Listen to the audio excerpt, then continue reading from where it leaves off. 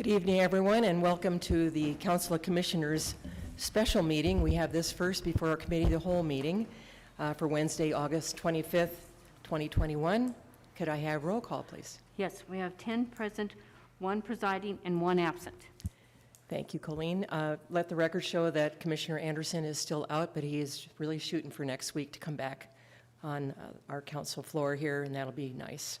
So at this time, I would ask Commissioner Sorge to lead us in the prayer and the pledge.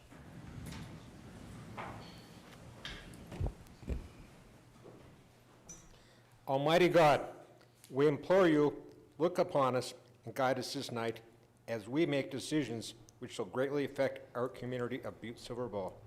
Direct our thoughts, words, and deeds so that we please you and best serve our fellow citizens. Amen. Amen. I pledge allegiance to the flag of the United States of America and to the republic for which it stands, one nation, under God, indivisible, with liberty and justice for all. At this time, I would ask for any public comment on any item on this agenda, and this is strictly a tax deed property action. So if there's anybody that would like to come forward and speak on that, I don't see anybody jumping up for that one. So I will call for the special meeting. This is J.P. Gallagher, Chief Executive, is calling for a special meeting of the Butte-Silver Council of Commissioners for Wednesday, August 25th, 2021, in the Council Chambers, Room 312, preceding the Committee of the Whole meeting. The purpose of this meeting will be to approve Resolution Number 2021-32, the sale of the tax deed properties from the tax deed auction. At this time, we need to suspend the rules for the resolution. Commissioner Frederickson. Thank you, Madam Chair. I moved for the suspension of the rules for the purpose of passing Resolution Number 2021-32 by waiving subsection 7 of Rule 36 of the Rules of Order of Business of the Council of Commissioners, thereby having it considered for advanced passage without reference to the Judiciary Committee.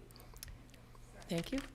We have a motion and a second to suspend the rules to push the resolution to final reading without going through the judiciary process.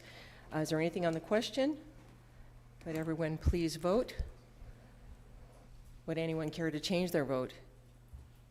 Would the clerk please record the vote? Were you voting? I don't vote on presiding. 10 yea, 0 nay. Motion passes. Resolution number 2021-32. Would the clerk please read the caption? Resolution number 2021-32, a resolution authorizing and approving the sale of certain parcels of the tax deeded real property owned by the City and County of Butte-Silver, State of Montana, and providing for an effective date herein. Thank you. Commissioner Frederickson. Thank you, Madam Chair. I move to place Resolution Number 2021-32 on final reading and passed, having been deemed fully read at length. We have a motion and a second to move Resolution 2021-32 to final reading. Is there anything on the question? Would everyone please vote? Would anyone care to change their vote? Would the clerk please record the vote? 10 yea, 0 nay. Motion passes. At this time, we would ask for a motion to adjourn. Motion to adjourn. We have a motion to adjourn in a second. All in favor, say aye. Aye. Opposed? We are adjourned. And we will continue on to our next meeting. If you just let our staff down here get ready for it and let us know when you're ready.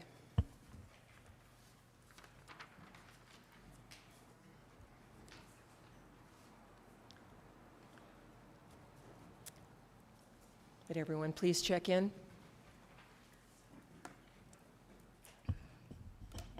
That means me. Changing hats from chief executive to council chair.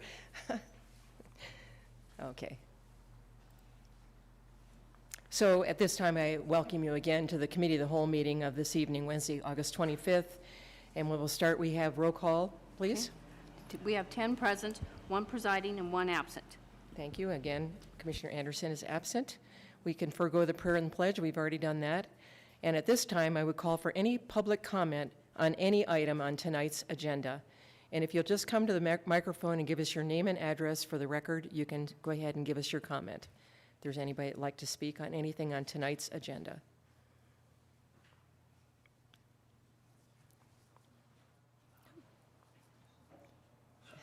Thank you, sir. Just give us your name and address, please.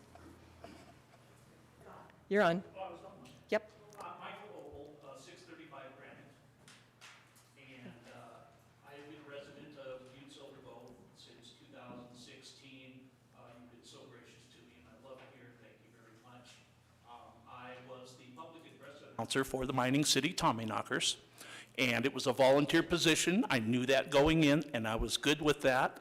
And as it turned out, I ended up working closely with the interns who are also recruited the same way as the ball players are to come and help run a franchise. They're in sports management and things of that in their colleges, and so that's what they do. They come and run a team, the same as the ball players come and play, and the season's over, and then they go back to their colleges.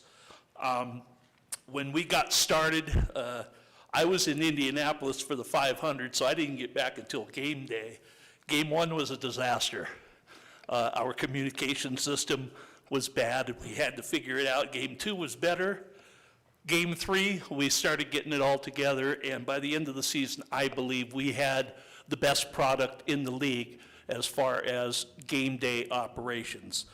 We worked hard to get the stadium and everything ready to play ball. And we got the game started at 7:05 every night. All the sponsors got their reads. We highlighted every game. I did pregame standings and scoreboard and everything. Everybody was informed, and it seemed to be going quite well. The fans loved it. I would talk to some of the fans a few minutes after the game, and I just wanted to know, did you get $10 worth? And every answer was yes. We also fixed a position for the Tommyknockers to have a weekly show on KBMF. I'm also a volunteer at KBMF Radio. And so Billy Adams, who was turned out to be the producer of our game up in the press box, did the Mining City Tommyknockers 1 hour show. And so we worked hard for this team. I worked with the Cobras in the 16-17 season. We had a fabulous year that year.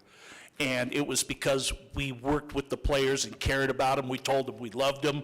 I sat in the back of the bus a couple times feeding soup to sick kids on the way back from some game somewhere. I was rolling a hockey player in a shopping cart down Lake Tahoe Boulevard because he blew his knee out at a game, and we had something to go to, so we had to get a shopping cart to get that player down there. But those are the weird things that happen in a level of sport like this. They are 17 to 21-year-olds.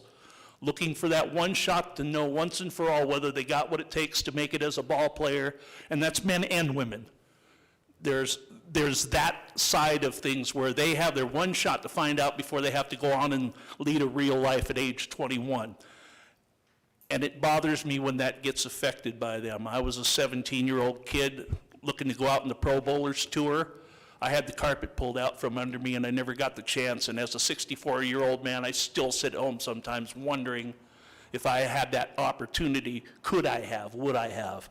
And so our job is to make sure those 17 to 21-year-olds have every opportunity to chase that dream. It's a tough thing to do.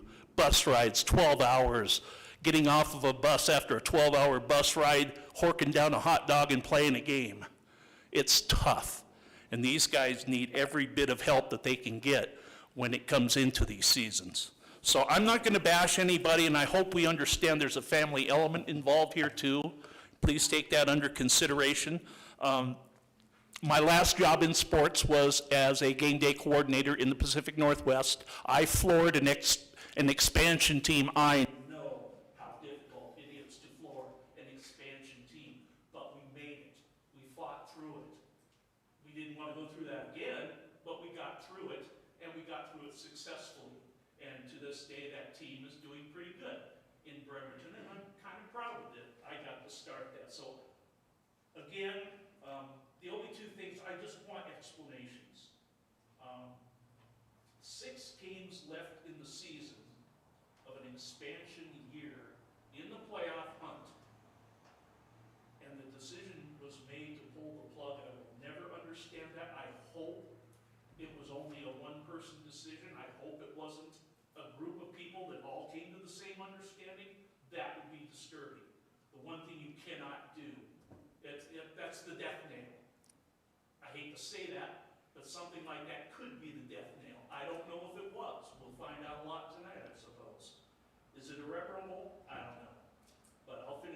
this, I remember we would teach our kids, never quit, right? You're down 14-0, last batter, you don't quit. You don't quit, right? Good odds. Good odds. Thank you. Good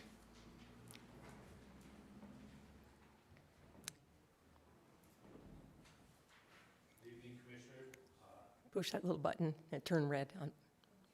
There you go. Bill Ryan, 629 Travonia, Butte, America. We happen to, my wife and I happen to be lovers of baseball. And so we always housed players when we lived in Great Falls, the Voyagers. And so we thought, well, we'll do it again this time. So we did. Great experience. Great kid came here from Texas. We had nothing but fun with it. We went to all the ball games that were here. We did miss two. We did miss two that were here. And we missed the ones that they didn't play, of course. That gentleman back there just didn't highlight one of his talents. He let us all in, take us out to the ball game, every game, and that was really, he got really good at that. I think Butte will support this team. I came to Mr. Gallagher's office and I said, hey, don't give up on this ball team. I don't think that we can quite repair the damage with the Wagner family. Not that I don't think maybe we should. I suggested it'd be a community team, look for other major sponsors. You look at all the sponsors who are out there on the fence, there was a lot of people put a lot of money up to support this ball game, so this town would be behind it. During the season, us host parents sat in the stands. We collectively sat together quite a bit, and we offered suggestions throughout the season to Dane, as he was the GM there. So we'd say, hey, let us help you find more host parents. You know, some people had as many as 6 and 7 living with them. So the community was there. They didn't take us up on our offer. I know that there was a lot of issues that really hit home with the ball players.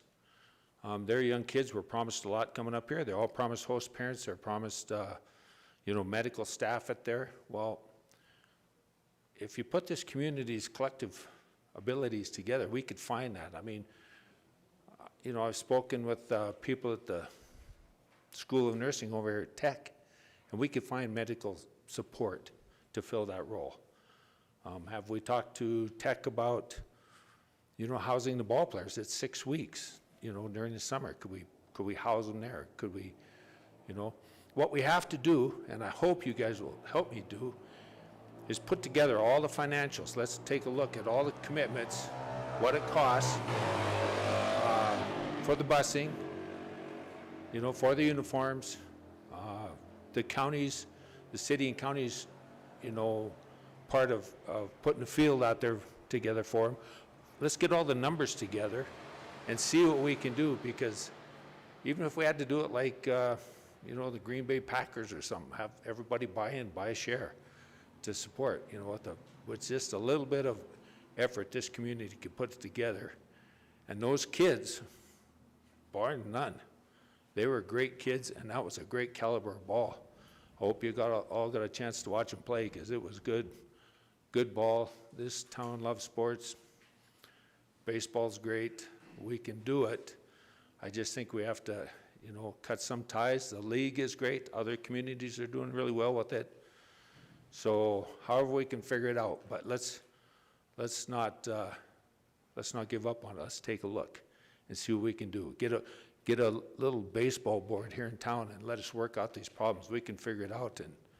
And had they done that earlier, had they taken us up on our offer, I don't think we would have had these issues at the end of the season. Thanks, and hope you'll support us in keeping the ball team here. Thank you, Mr. Ryan. Any further comment?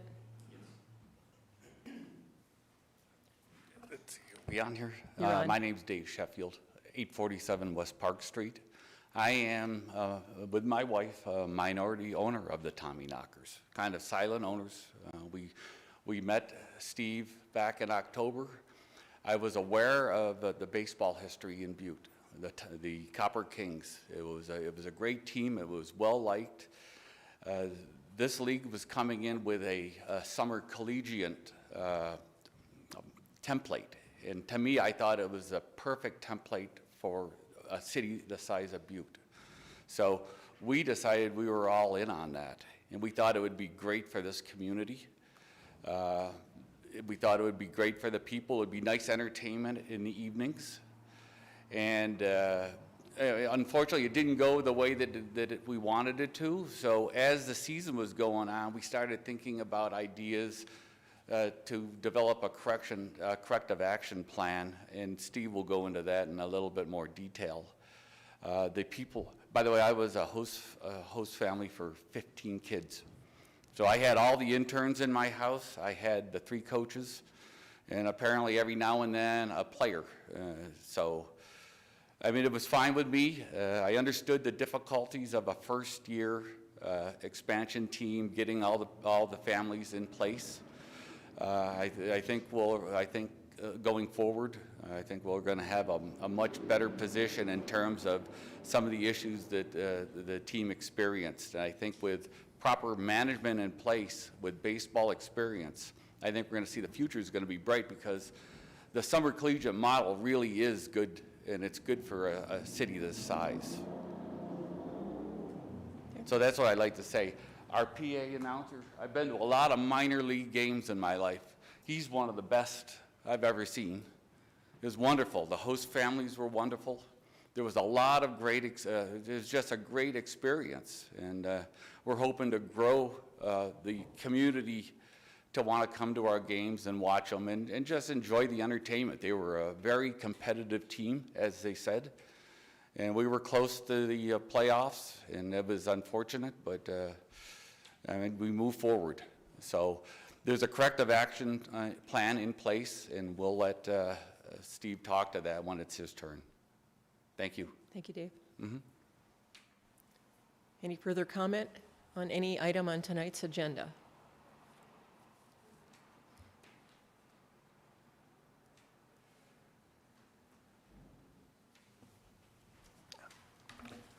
Todd Steiger, 621 West Daly.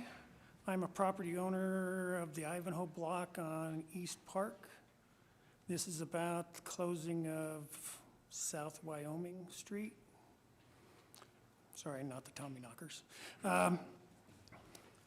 The street closure and vacation has the physical effect of closing the alleyway that's between Park Street and Galena. And my building is on that alley, and it only has one entrance, and that's on that street that's being closed. And since there's only one entrance, the property owners on both sides of the alley have an easement to get to their property. And if we close the street, we can't get to our property.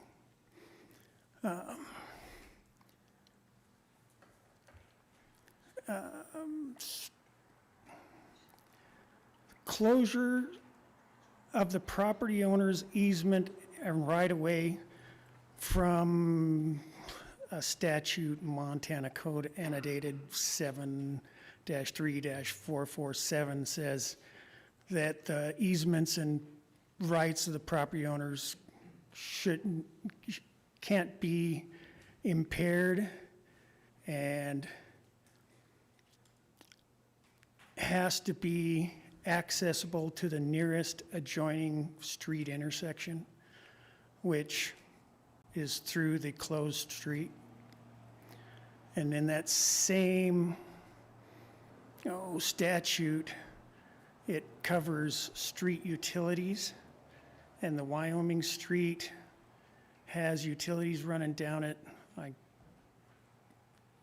know that there's gas and sewer, and I think water. And then the alleyway has electric, gas, sewer, as well as electric.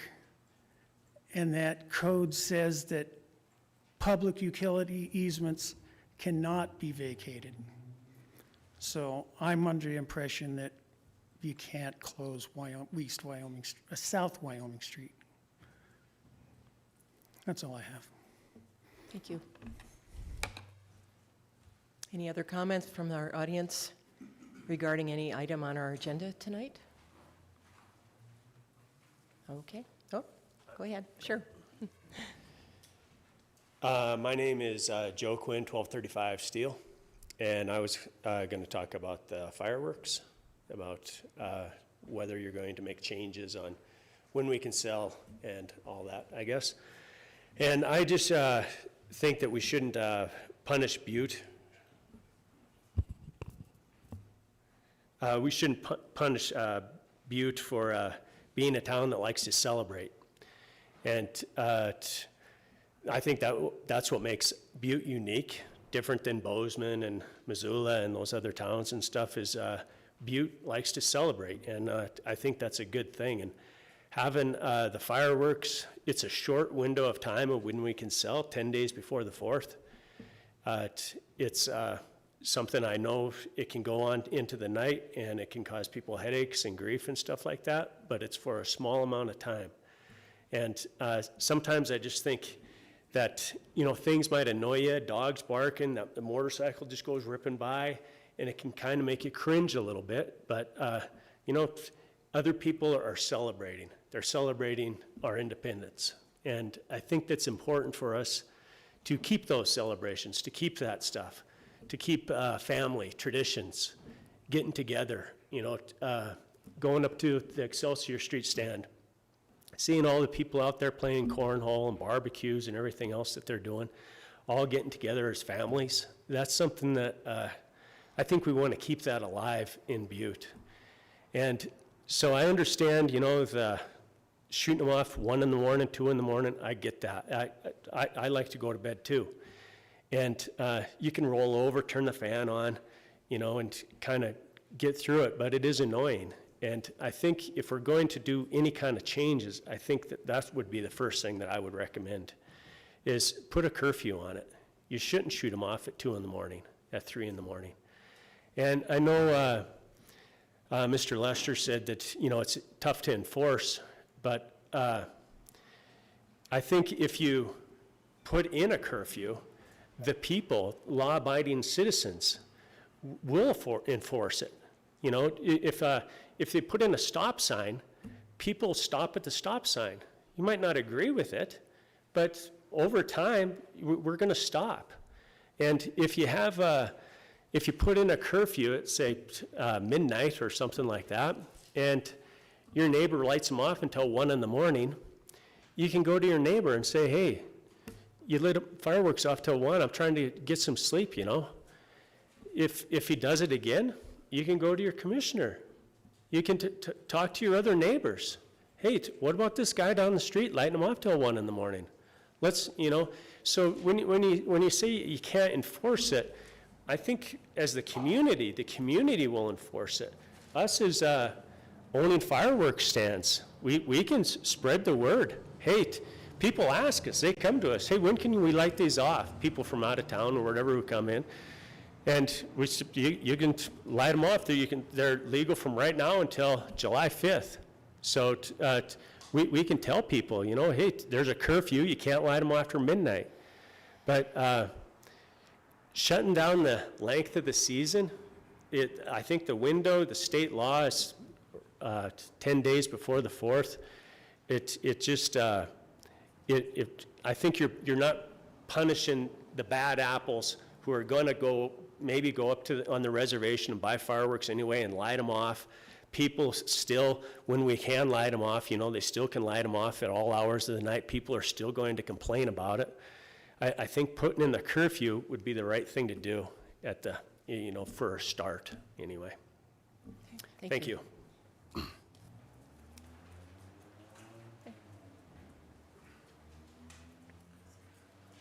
George Foley, 3450 North Hillcrest. I'm going to talk about the Tommyknockers. As a lot of people know, I was 100% against the Tommyknockers, not necessarily against the Tommyknockers, but I think our Butte Legion teams have to come first, and they have to come second, and then the Tommyknockers. I don't know about all the issues, but I vowed I would never go to a game, ever. Well, I don't know, somebody drugged me to a game, and I have to say this, the players were outstanding, the level of play was outstanding, everything there was outstanding, including the PA announcer, and I would say, I would just hope that if things can be worked out, and the Legion comes first, so there's no issues, and I heard there was some, and then I heard there weren't issues, but if those things can be met, and maybe a different type of management, I would love to see them come back, because I saw kids there, I saw people who drove in from far away, some 60, 70 miles. I know one gentleman who was at almost every game. The level of play was outstanding. I don't know who picked the players, I don't know who recruited the players, but I thought they were every individual player. I never saw a weak player on the field. They were great players. They hustled. They played great baseball. And as a baseball fan, I would love to see them come back. But I know we have things we've got to work on. And but again, my number one concern is the Legion kids first. If the Legion is happy with what's going on and things can be worked out, I would love to see them come back. Thank you. Thank you. Any other comments before us tonight?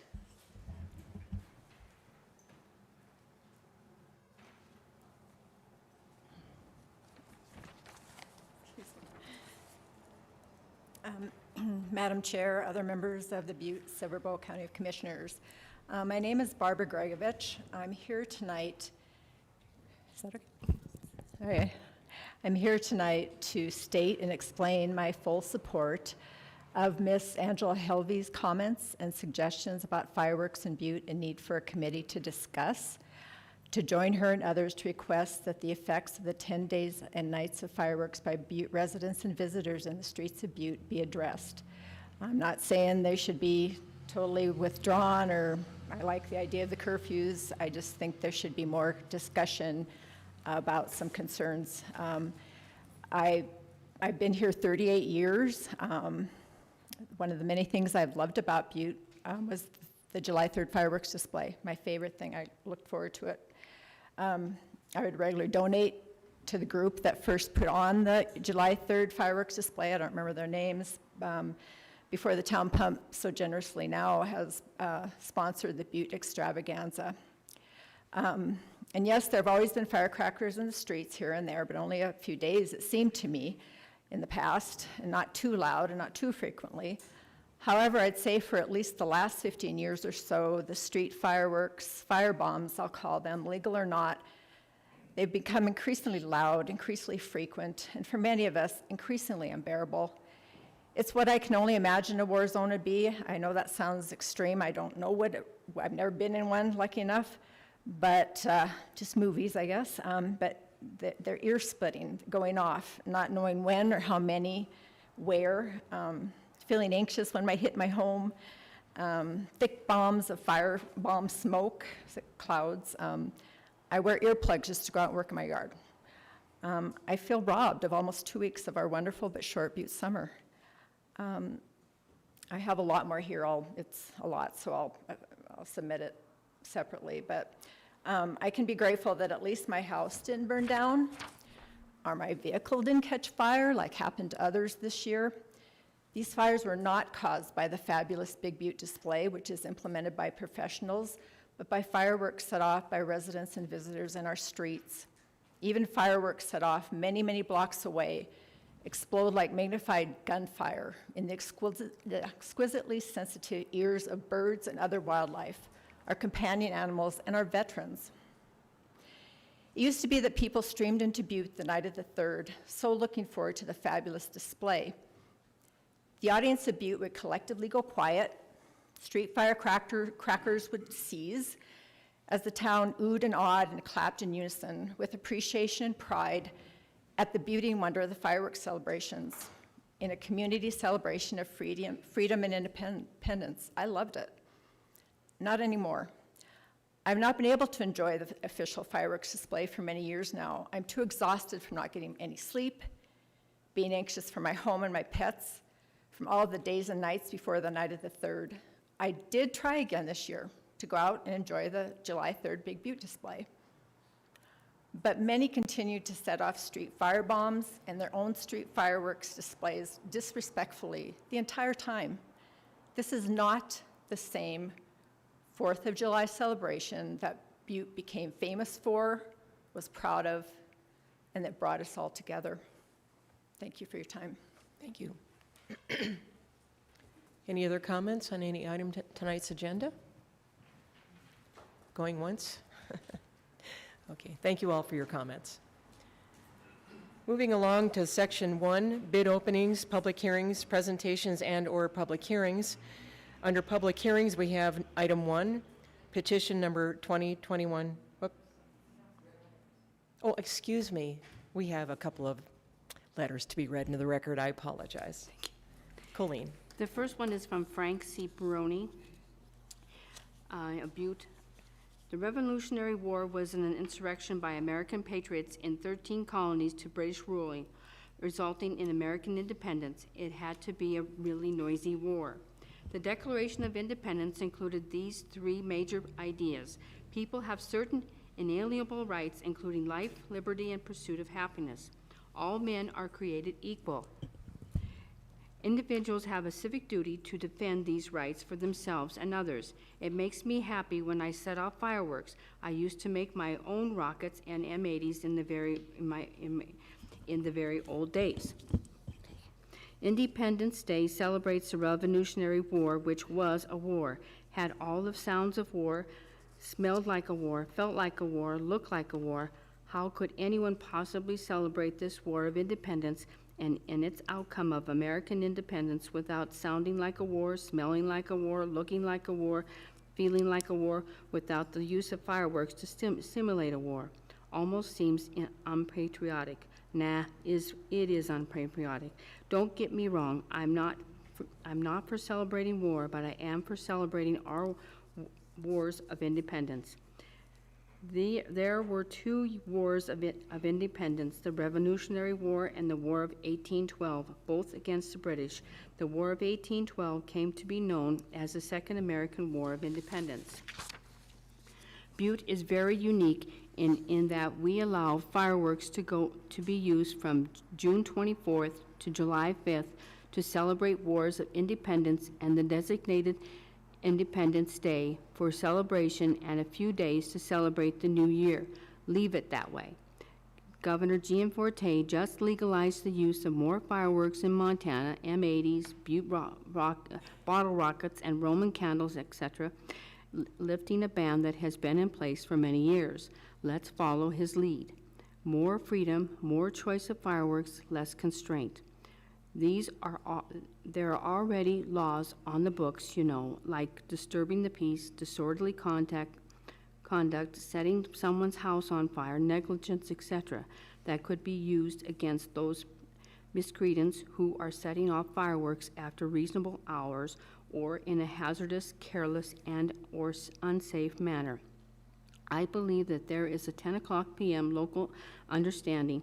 It is loosely followed, at which time the community is supposed to stop setting off fireworks. Let's make 10 p.m. or some other reasonable time, no later than midnight, as a stops time for setting off fireworks into an ordinance and then enforce it.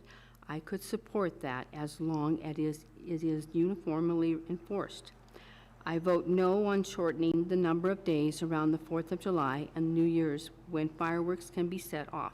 I vote no on making a space outside of my town for exclusive use to set off fireworks while outlawing setting them off in town.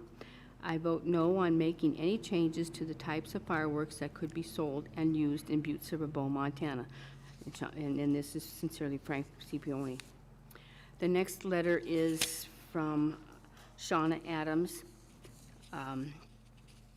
and let's see, subject is a partial closure of the Wyoming Street for Praxis Center.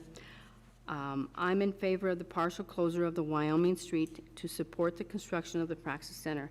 I trust that the planning, design, and construction and implementation of the Praxis Center will be done in a thoughtful manner that holds the community and public interest at the forefront. Preliminary plans show access being maintained for those who need it, business and building owners who require access in the alley, and Wyoming Street being improved with landscaping. Once built, the Praxis will have a massive positive economic impact on Uptown and the surrounding community, and may prove to be a catalyst project that spurs additional development and redevelopment uptown. I support Praxis and support the partial closure and improvements to Wyoming Street. Thank you, Shauna Adams. The next letter is from Maria Principani of 2511 Paris Street, Butte. Baseball in Butte. Please accept my apologies for not appearing in council chambers this evening. You know how much fun I have when I can address you all in person. Fortunately for you, my family offered me an opportunity for this evening I could not miss. I am writing to you about the importance of having baseball in Butte. This summer, my husband Mike and I attended over 10 Tommy Knockers games at Three Legends Field. On 3 occasions, we took my husband's cousins visiting from California, and twice my brother and sister-in-law from Georgia were our guests. There were the games only Mike and I attended, like an old-fashioned summer date night, and we had such fun. Each game offered us great baseball, the chance to meet new people and visit with old friends, and of course, cold beer. We enjoyed the ability to watch young men play a sport they were passionate about. Maybe such enjoyment was based out of our inability to watch live sports at the high school or college level due to COVID-19. Or maybe the enjoyment came from sitting in a great venue such as Three Legends. The venue offered us a very personal level of spectatorship with a great view of Butte as the day drew to a close and the sun set over our community. Whatever the reason, Mike and I were so sad when the season ended early, but now has us looking forward to the summer of 2022, where we hope to have baseball team playing again at Three Legends. From a professional's perspective, as a director of tourism promotion for Butte, baseball offers a great source of entertainment for our visitors. Our visitors can adventure on the miles of trails surrounding our city, be entertained at our many attractions, dine in our restaurants, and then spend a relaxing Montana evening watching a game. What a way to wrap up a day. I don't know the direction the current team and the Butte-Silver Bowl will take moving forward. I simply wanted to share the enjoyment Mike and I experienced. I hope Butte will be able to continue to showcase live baseball, adding to the lifestyles of our residents and visitors. I wish all the parties the best of success as future negotiations move forward. Thank you, Colleen. Okay, that's the end of our written comments to be read into the record. So again, we're in section 1, bid openings, public hearings, presentations, and public hearings. Item 1 is petition number 2021-02. Lori Casey, Planning Director, a petition to close and vacate a portion of South Wyoming Street between East Park and East Galena Streets, has been filed with the Land Records Office of the Planning Department as provided for and within ordinance number 362. This is a public hearing. I believe I'll be calling on Dylan to make a report for us. Oh, proof of publication, County Attorney Joyce. Madam Chair, there is proof of publication, and it does appear to be in order. Thank you.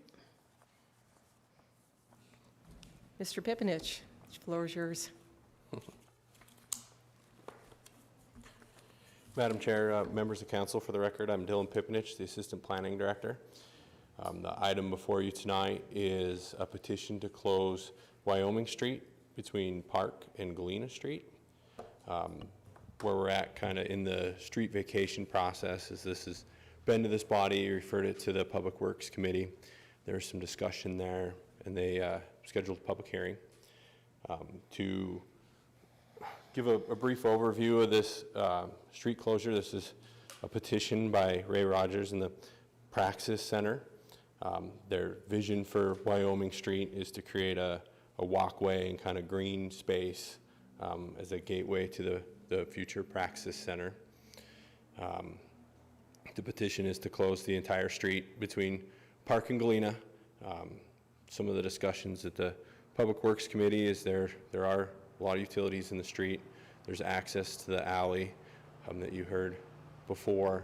That alley is a dead-end alley, so Wyoming Street is the only access to it. There's a sewer line in Wyoming Street, Northwestern Energy, CenturyLink Communications, and all those items were discussed at the Public Works Committee, and they can be worked through. Obviously, we need to provide access to all the public utilities and all the utilities that are in there. Mr. Rogers has agreed to that. Should note that there isn't any structures planned over the top of Wyoming Street. It would just be landscaping, green space, and a public walkway that goes through there. They don't intend on having to move that sewer line. They would provide access if Public Works needs to maintain that sewer line. There is a sewer line in the alley that's between Park and Galena Street that would need to be maintained. So they would have to provide access to that alley. The plan would be from Galena Street to keep a wide enough space to get the Public Works trucks into that alley or any emergency vehicles into that alley. So that's kind of the synopsis of what was discussed at the Public Works Committee. They did move to bring it back in front of this body for a public hearing. So I would welcome any questions that you may have. Any questions from council members? Commissioner Mankins. Thank you, Madam Chair. Thank you, Director Pipinich. So with the concerns that Mr. Steigard has that has brought up, and I know that we talked about that, is those the concerns that he has tonight, are those being met, or could you address that a little bit more? Mr. Pipinich. Madam Chair, Commissioner Mankins. So obviously those utilities would need to be accessible. As you may remember, that was discussed in the Public Works Committee. I believe Mr. Rogers is amenable to providing easements to property owners that need to use that alley, to access that alley, to maintain public access to that alley and any utility maintenance through that alley. One thing that I would like to add is what this body has done in the past. If you were to approve this petition, I don't know if you remember, there was a street vacation on South Wyoming Street that you entered into a development agreement that was in that resolution for the petition to ensure that things like this are completed. That may be something that you would consider here too as well. Any further questions? Commissioner Fisher. Thank you, Chairman Shaw. Thank you, Director Pipinich. As a few in our contingency here tonight and through the telephones and stuff, I've heard that I think we actually need an insurance of some kind that access to that alley will be available, because I took a personal trip up there and looked from the U.S. Bank parking lot, and I looked from Wyoming Street, and it's a dead-end alley and it's very narrow. And I talked to Director Neary, and it sounds to me like we're on the right track, but I would like to be able to give some of the property owners in that area, one being has a back garage door there and access for accessibility to handicapped. I would just like somehow to have some kind of definition that this is going to be taken care of. And I wasn't at the meeting last week, although I serve on the Public Works Committee. And I would like to have an assurance that that access is going to be accessible, because I know there is a sewer line and water line through there. And is there anything you can do to assure the people in this audience or myself that if we pass this, because I can't vote with it just saying that, yeah, we're going to happen, we're going to get a resolution. I need to be confident that that alley is going to be open, because there's power meters in that alley. If you go look from U.S. Bank, which I'm sure you have, it was just a malfunction made years ago from Park Street. There's a building right in there, and you know, they decided to renovate that building. So I would just like some assurances from you maybe, or somebody, Mr. Neary maybe could have a speaker or whatever, to give the people some assurance that this is going to be taken care of, because it would be devastating to not have access to that alley. Thank you.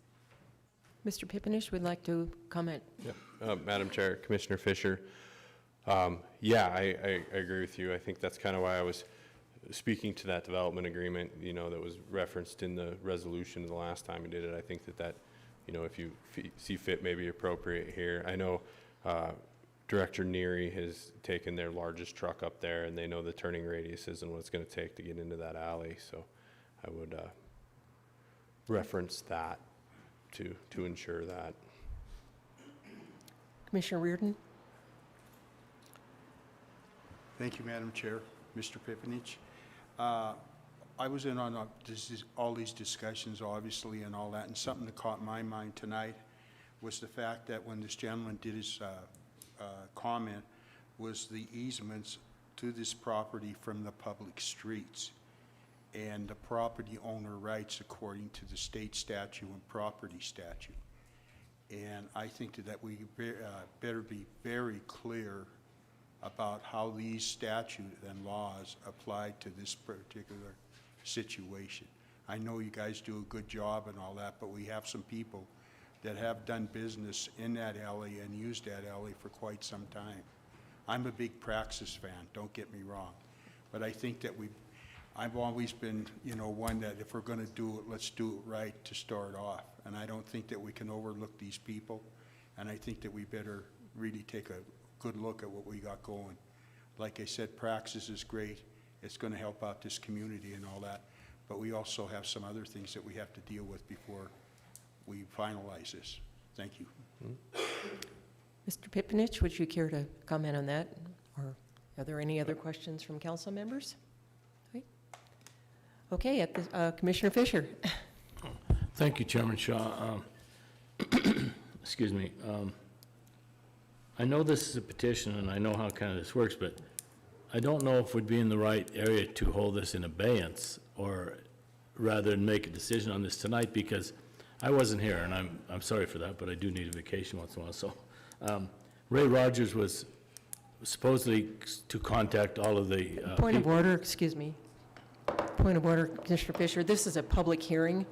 There's no action taken other than having a public option to either be a proponent or an opponent at this time. Okay, thank you. Commissioner Callahan.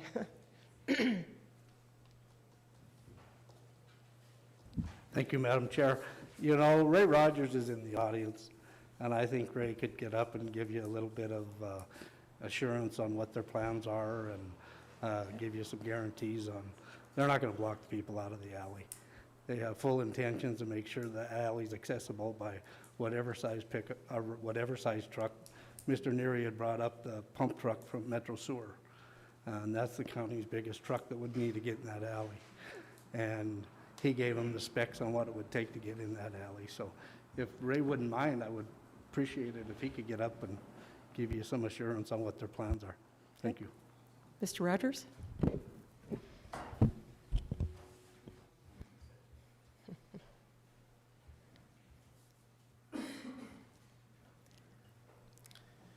Thank you, Madam Chair and members of the Commission.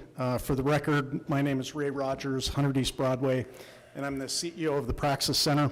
And thank you for the opportunity to be here this evening. A lot of the questions around this proposed street closure has revolved around this whole issue of access to the alleyway. From the very beginning of our plans, we knew that that was a dead-end alley, and we knew that we needed to provide access to those landowners who own land to the west. So it's never, ever been our intention of closing off access to that alleyway. In fact, I've had discussions with Public Works Director Neary regarding what it would take to provide a paved access way into that alleyway so that we can assure that building owners, garbage trucks, fire and rescue, and utilities can get into that alleyway. So I'm perfectly fine with having that written into any of the documents between Praxis and Butte-Silver Bow in terms of the closure of the street and needing to maintain that access for those landowners. We're perfectly fine with that. our plan, maybe just to state a little bit more, our plan is to, and the reason we wanted to have a closure of Wyoming Street is really twofold. One is we want to be able to push the west edge of the building over to about where the edge of the sidewalk is on Wyoming Street. And that's for a couple reasons based upon the layout of the land and the potential for future expansion of our site. So we'd like to be able to move the building as far west as we can, but not encroach upon the utilities that are buried in Wyoming Street. We also want to provide an attractive, well-landscaped plaza area to the west of our facility to add some much-needed green space in Uptown Butte, make it attractive for our visitors, make it attractive for Uptown Butte, and an anchor for revitalization of that part of the community. We also will provide, since we are limiting some access between Park Street and Galena Street, we will provide an ADA pathway between, probably a meandering pathway that connects Park Street to Galena Street. We'll landscape all the other areas. In my discussions with Mr. Neary, the access road into the alleyway will probably be on the east side of the center line of that road, and we'll arc up into the alley, and we'll landscape on both sides of that. Again, the building will not encroach upon the utilities buried in Wyoming Street. I want to make two other quick comments. One is, from the very beginning of this project, Butte-Silver Bow has been an incredibly important partner of ours in this whole project. All the staff at Butte-Silver Bow and all the departments we've worked with, and this council has been incredibly supportive in this ability to get Praxis to the finish line. This is a huge project. This is a huge undertaking for this community. And we appreciate all your continued support and the support of all of the staff at Butte-Silver Bow. This project will have significant economic impact on this community. We believe it'll play an important role in the revitalization of Uptown Butte. We'll have a workforce of about 75 when we open up our doors.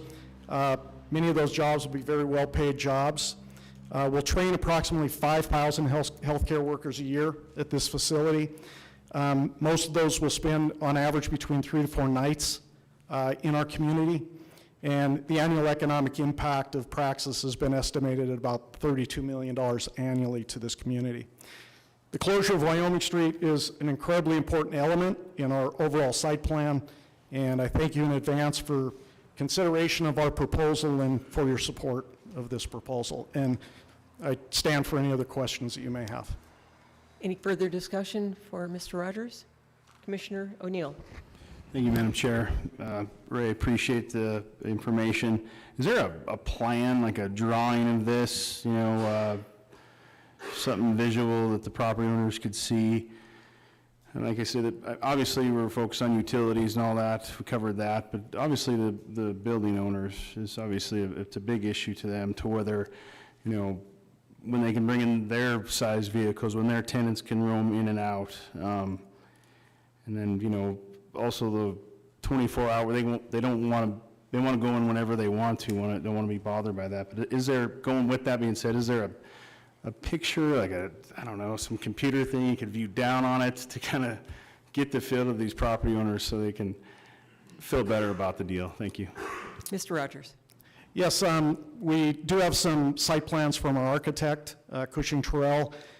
We also have another rendering that should be available in the next 2 days from the engineering firm that's been hired to do the Uptown Butte Master Plan. They are finalizing rendering right now, and we should have it in the next couple days. And that will show the entire site, and it will show the access road coming up and arcing into that alleyway. So we'll have it in the next couple days, and we're glad to share that publicly and share it with all the adjacent landowners. Okay, thank you. Any further discussion? All right, thank you. Ray. Great, thank you all. At this time, I open the public hearing, and I would ask for any proponents for this project. Please come to the microphone and state your name and address for the record.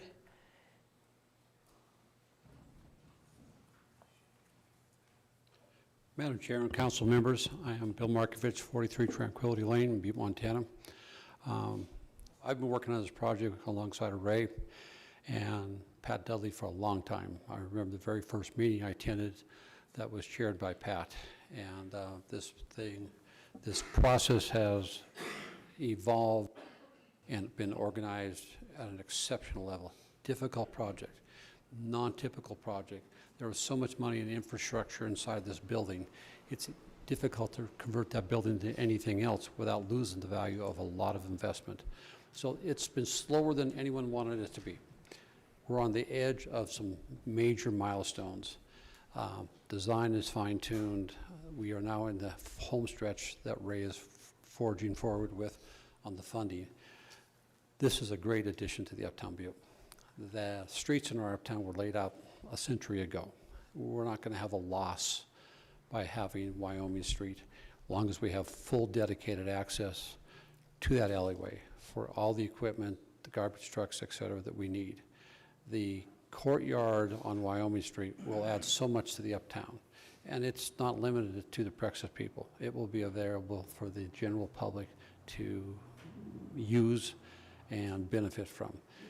Hopefully, Praxis goes forward, and every one of those neighbors will benefit highly from the development and the construction of Praxis. Appreciate your support this evening. Thank you, Bill. Second call for proponents. Anyone else like to speak in favor of this project? Third and final call for proponents. Now I would ask for opponents. Anyone that is opposed to this project? The petition to close this portion of South Wyoming Street.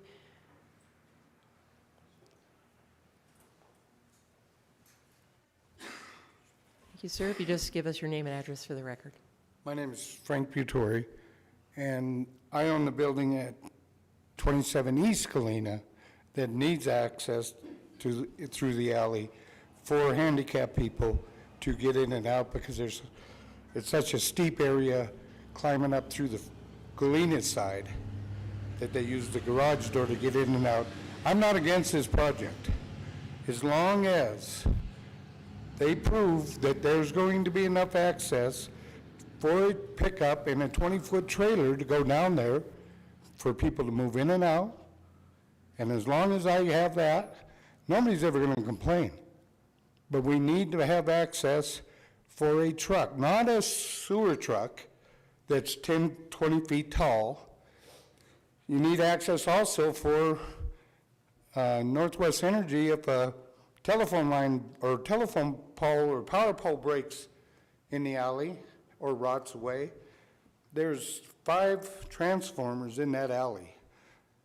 4 of them are right behind my building, which is at the very end. Now, if you want to tear the building down on Main Street, that should have been tore down years ago, then block the other end off, and you still have access off of Main. I'd be for it. All right, thanks. Thank you, Ms. Butori. Second call for opponents.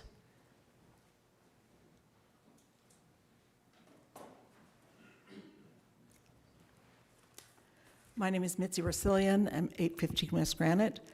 And I want to begin by saying this is an exciting time in Butte. There's some wonderful opportunities that are coming to us because investors are coming into our community. There are people that have lived in our town for decades who are opening businesses. People are drawn to it by our historic architecture, and there's all sorts of things, opportunities that are happening right now. I don't want us to be blinded by opportunities to the things that drew people to Butte in the first place and that we've all enjoyed about it when we have lived here and grown up here. And that is free access in the uptown area. I don't think the streets are old. I like to be able to start at one end and go the other way on a straight street, Wyoming, and not do detours around other buildings. In fact, I must not be the only one, because I cannot remember a street closure in Uptown Butte since I've been living here. They're alley closures, but not street closures, and it's for good reason. So let's think about what a street closure does to the community that has not necessarily anything to do with whether or not we support praxis, because I think most people do, and certainly that's the opportunity we're talking about. I think the request for a street closure, is premature. At this point, I don't know, and maybe you know, maybe you have access to information that I don't have. I don't know for a fact that there is a firm commitment that is dollars on the barrelhead for investment in this property. And the point at which it's not there, and you grant an easement, that easement, you can't put it all back now. Or, excuse me, not the easement, the road closure. You can't put it all back now. A road closure is a road closure, and it'll never come back. So for if any reason this project does not go forward, and I'm not saying that it won't, I think that's something that you need to consider, and that's why I think this request is premature. One of the comments that was read earlier is we can trust praxis. I say trust but verify, and that is your position should be as commissioners. Say one more thing. I don't know why this isn't a request for a variance instead of a street closure. First of all, when there's identification of this plaza, that sounds really wonderful, but the plaza is not going to be in public hands, it's going to be in private hands. Once it's in private hands, a new owner could come to Praxis and says, we don't want this anymore, it's not going to be available to the public, and there's nothing that the public can say about it.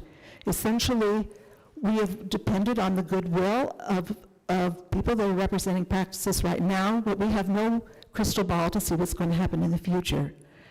So what I would think the council should consider as an alternative is talking to planning and talking to the proponent about a variance. They've said that they will not be building beyond the side of the sidewalk. Talk about a variance would go to the edge of the sidewalk, putting a fire lane on the east side so that there would be some site clearance around the edge of the building, and then have 2 lanes of traffic, no parking on Wyoming. That constant and welcome straight use through time, back and forth, 2-way traffic would be maintained. It would also allow people to get through into the alley, as some of the concerns that we have. And I just see, before voting on vacating a street, that this alternative should be considered. I appreciate your hearing my comments. Thank you, Missy. Third and final call for opponents.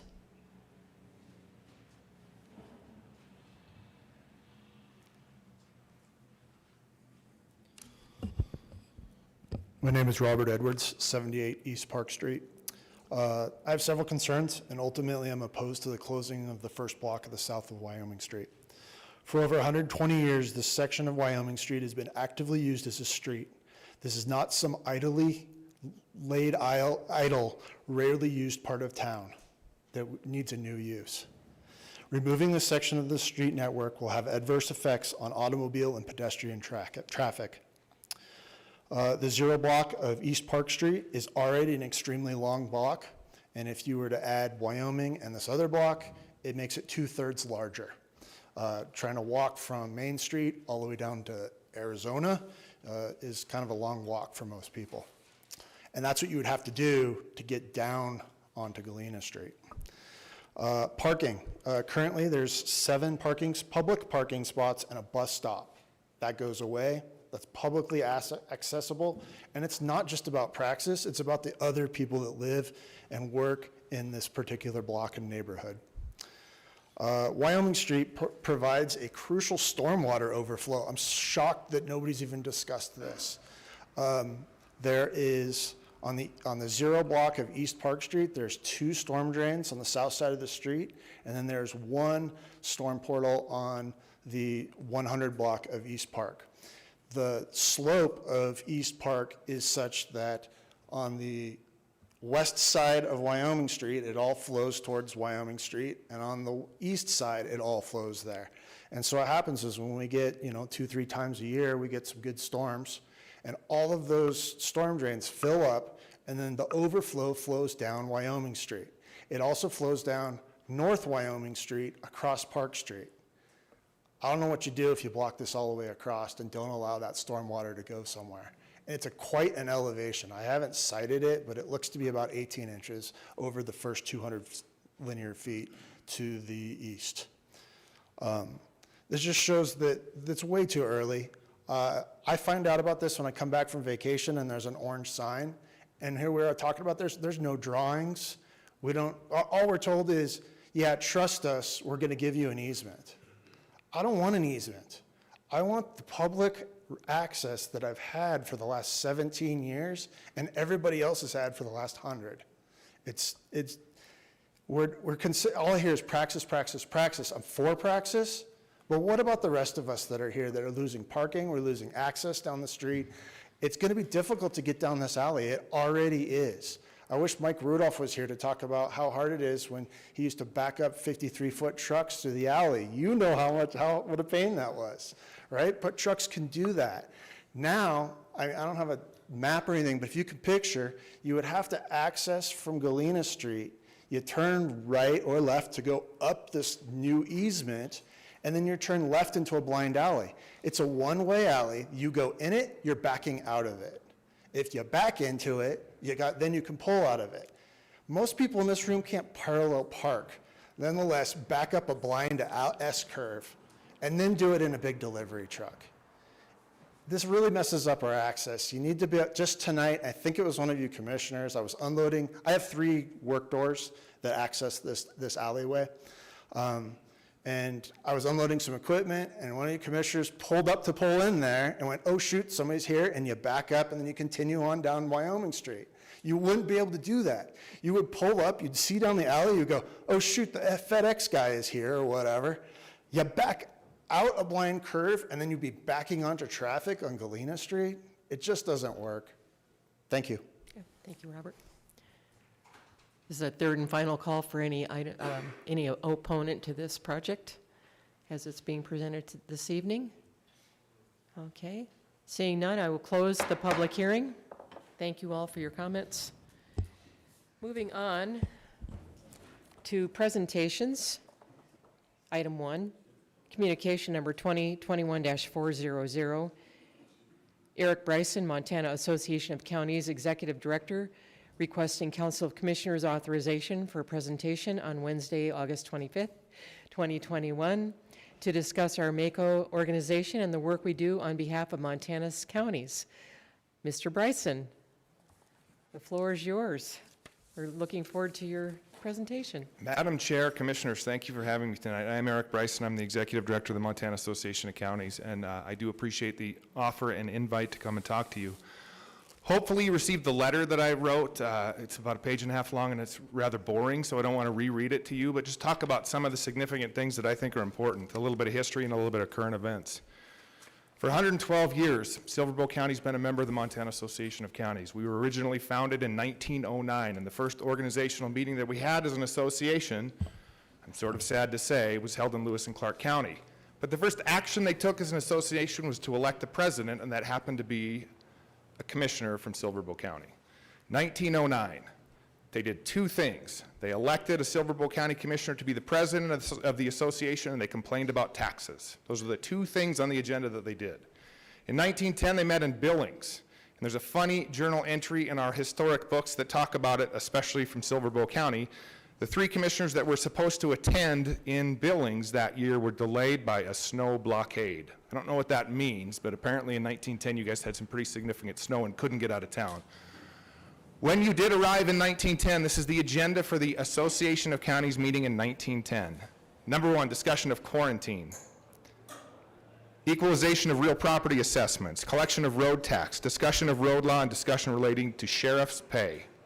If you fast forward 110 years, 111 years at our annual conference in September, you will likely find quarantine, sheriff's compensation, road law, and equalization and property taxes as major themes of our annual conference as it comes in September. That's not to say that we haven't accomplished anything in 112 years of your participation in our organization. And I just want to fast forward because I don't have much time. I don't want to waste a whole bunch of your time, but I do want to talk about things that we have done and reasons why you should stay members of the association. First of all, we have all 56 counties as members. And I understand being in Butte, you folks are different and unique. And your consolidated city-county makes it interesting that you get to reap the benefits of both an association of cities and towns and an association of counties. But you don't have to look very far back to just talk about what membership in our organization has done. Again, reaping the benefits of both sides. CARES Act. We work closely with your staff, some of you specifically, through town hall meetings, the advocacy that we did directly with the governor's budget office. And I think at the end of the day, Silver Bowl County received about $7 million through CARES Act in the reimbursement program that was set up by the governor's budget office to be able to adequately compensate and provide mitigation to the impacts local governments had as we were facing that pandemic. And I can tell you, as the person that sat in the room week after week with the budget staff in the governor's office advocating for Treasury guidance that had 7 different iterations, everything from what was presumptively eligible for payroll to PPE expenses to modifications, that being in that room week after week advocating for our 56 member counties made a difference. And you folks might have felt it as somewhat annoying in that we told you originally that things like law enforcement was going to be presumptively eligible, but not the benefits. And then a couple weeks later, a month later, then benefits were eligible. Some remodel projects that you requested weren't eligible, but then were eligible. I think you did $80,000 in digitization through a project that we helped you directly receive reimbursement and pre-authorization from the governor's budget office. If nothing else, and as I've gone around the state talking about renewals for our association, the amount of money that was distributed through the CARES Act in the last 18 months would pay your MACO dues for the next 217 years. So I know you don't care about 1909. It's funny to talk about what happened in 1910, but you want to know what we've done for you lately, and I can tell you CARES Act, ARPA, and advocacy at the legislature is the thing that we are known for as your association. We do the trainings, the annual conference, midwinter conference, regional trainings, which some of you who have attended. You're all welcome to attend all these. Newly elected officials training, we always try and get done in January. Even in a pandemic, we went across the state to be able to get some basic fundamental training to newly elected officials across the state of Montana. At the end of the day and at the beginning of the day, we are a member services organization, and if we're not doing a good job and we're not justifying the dues that you pay to be a part of that association, I, as your executive director, should know about that. I hope you continue to be a member of our association as you had for the past 112 years, and I'll be quiet and answer any questions that you might have. Thank you, Mr. Bryson. Any questions for Mr. Bryson? Commissioner Sorge. Thank you, Madam Chair. I'd like to call Designate Gleason, please.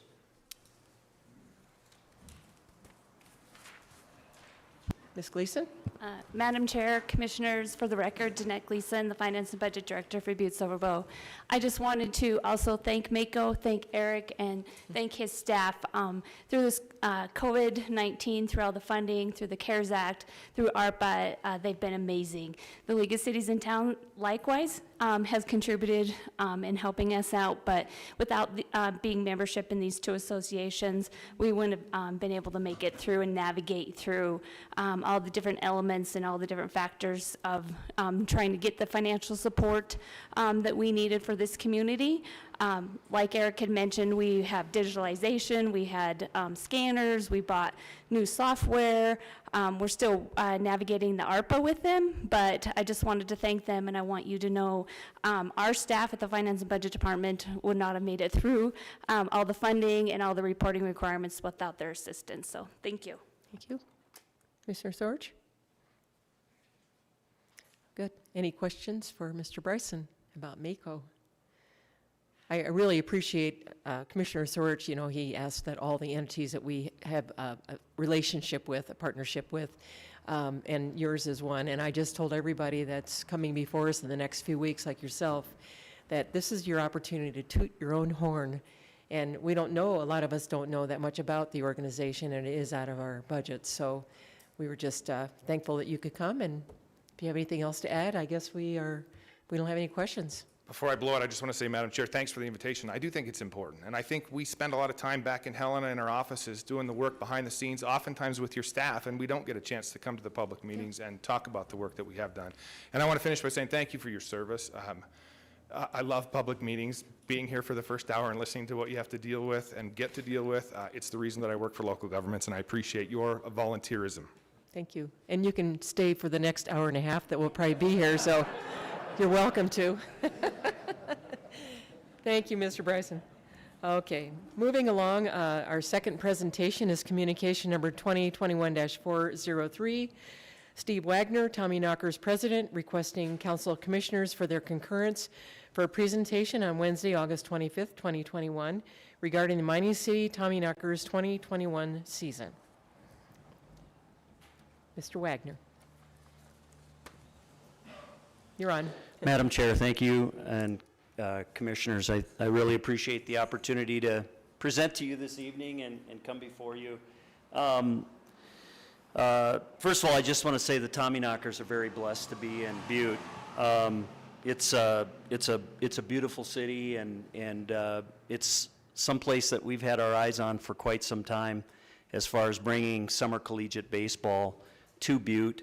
And hopefully some or all of you have had a chance to go to a game this year and enjoy what we have to offer as far as summertime fun family entertainment. I just want to start by saying we made some mistakes in our first year here in Butte. And I want to really talk about our corrective action plan as far as what we're doing to fix those mistakes that we made. You know, I believe with the effort that we're going to put into this corrective action plan that we'll be a really well-run organization going forward.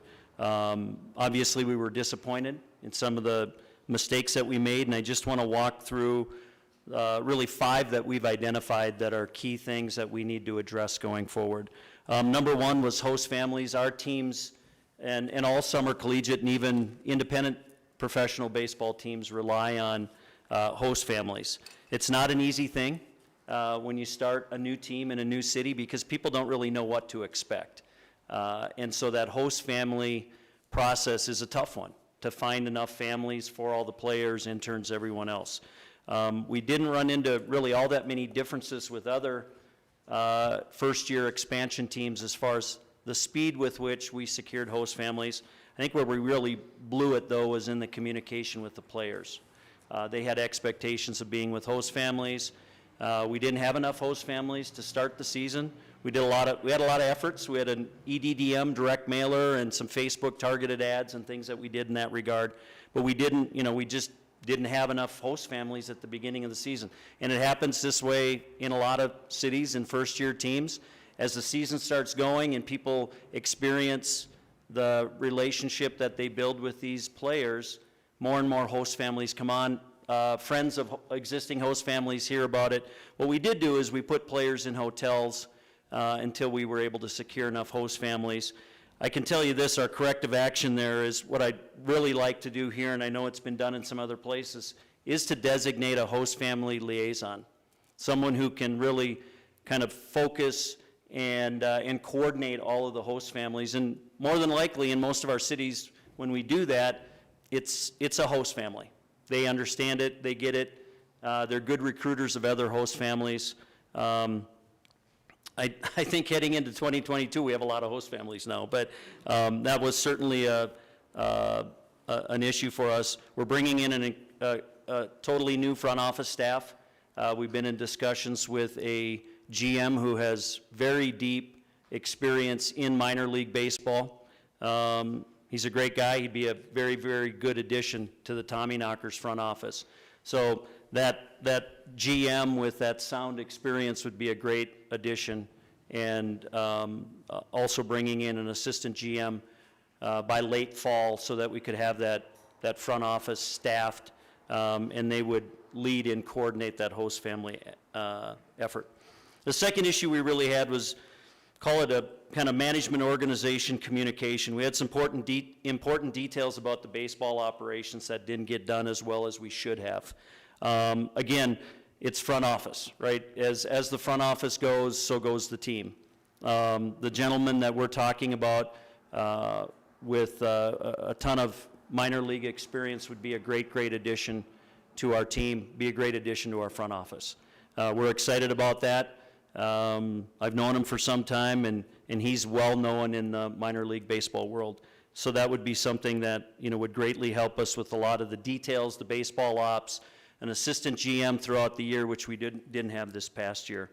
Pre- and post-game meals, we fell short. This year, what we are planning to do well in advance of the season is have all of our pre- and post-game meals lined up. We didn't fall down on it every night, but we fell down on it sometimes.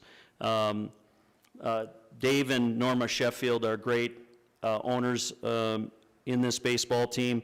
Norma is an outstanding cook, and she's committed to actually prepare some pre- and post-game meals, at least one for each of our homestands. Another thing that we do in some other places is we buy the food for the host families to make, and then host families will make the food, and it becomes kind of a potluck, and it's another great way of bonding between the players, the host families, the community. And then just having enough restaurant partners lined up. That's going to be vitally important for us. We'll jump on that much earlier this year than we did last year. And again, that new front office staff will make a big difference there. Our training services, certified sports medicine athletic trainer is something we didn't have. We had someone in place into the season, but what we need to do is work closely starting in early fall with Montana Sports Medicine. They do a lot of high schools. They do a lot of, they're partner with Montana Tech. And bringing them in early to schedule a trainer, certified sports medicine trainer for the team heading into next year. Again, an important job of the front office staff. And then lastly, community appearances and involvement. We didn't really fall down in that area, but I think we have a tremendous opportunity to gain more exposure in the community. We now have our mascot for the full year. Tommy showed up in May, but he's here now. Take our mascot out to a ton of community events, parades, different things in the community, and just be more front and center in the community. Again, first year is tough. Second year gets easier, but this would be a great way to get people more aware of what we do. We had about 400 to 500 people in the stands on a nightly basis, which is great, but I know we can do a lot better than that, and community exposure and involvement will greatly help us do that. The other thing we're implementing is a reading program where we work with the local schools to implement a reading program whereby kids get free tickets, come to the game, and that's another great way to gain exposure in the community. So those were really our 5 big issues that we had. Another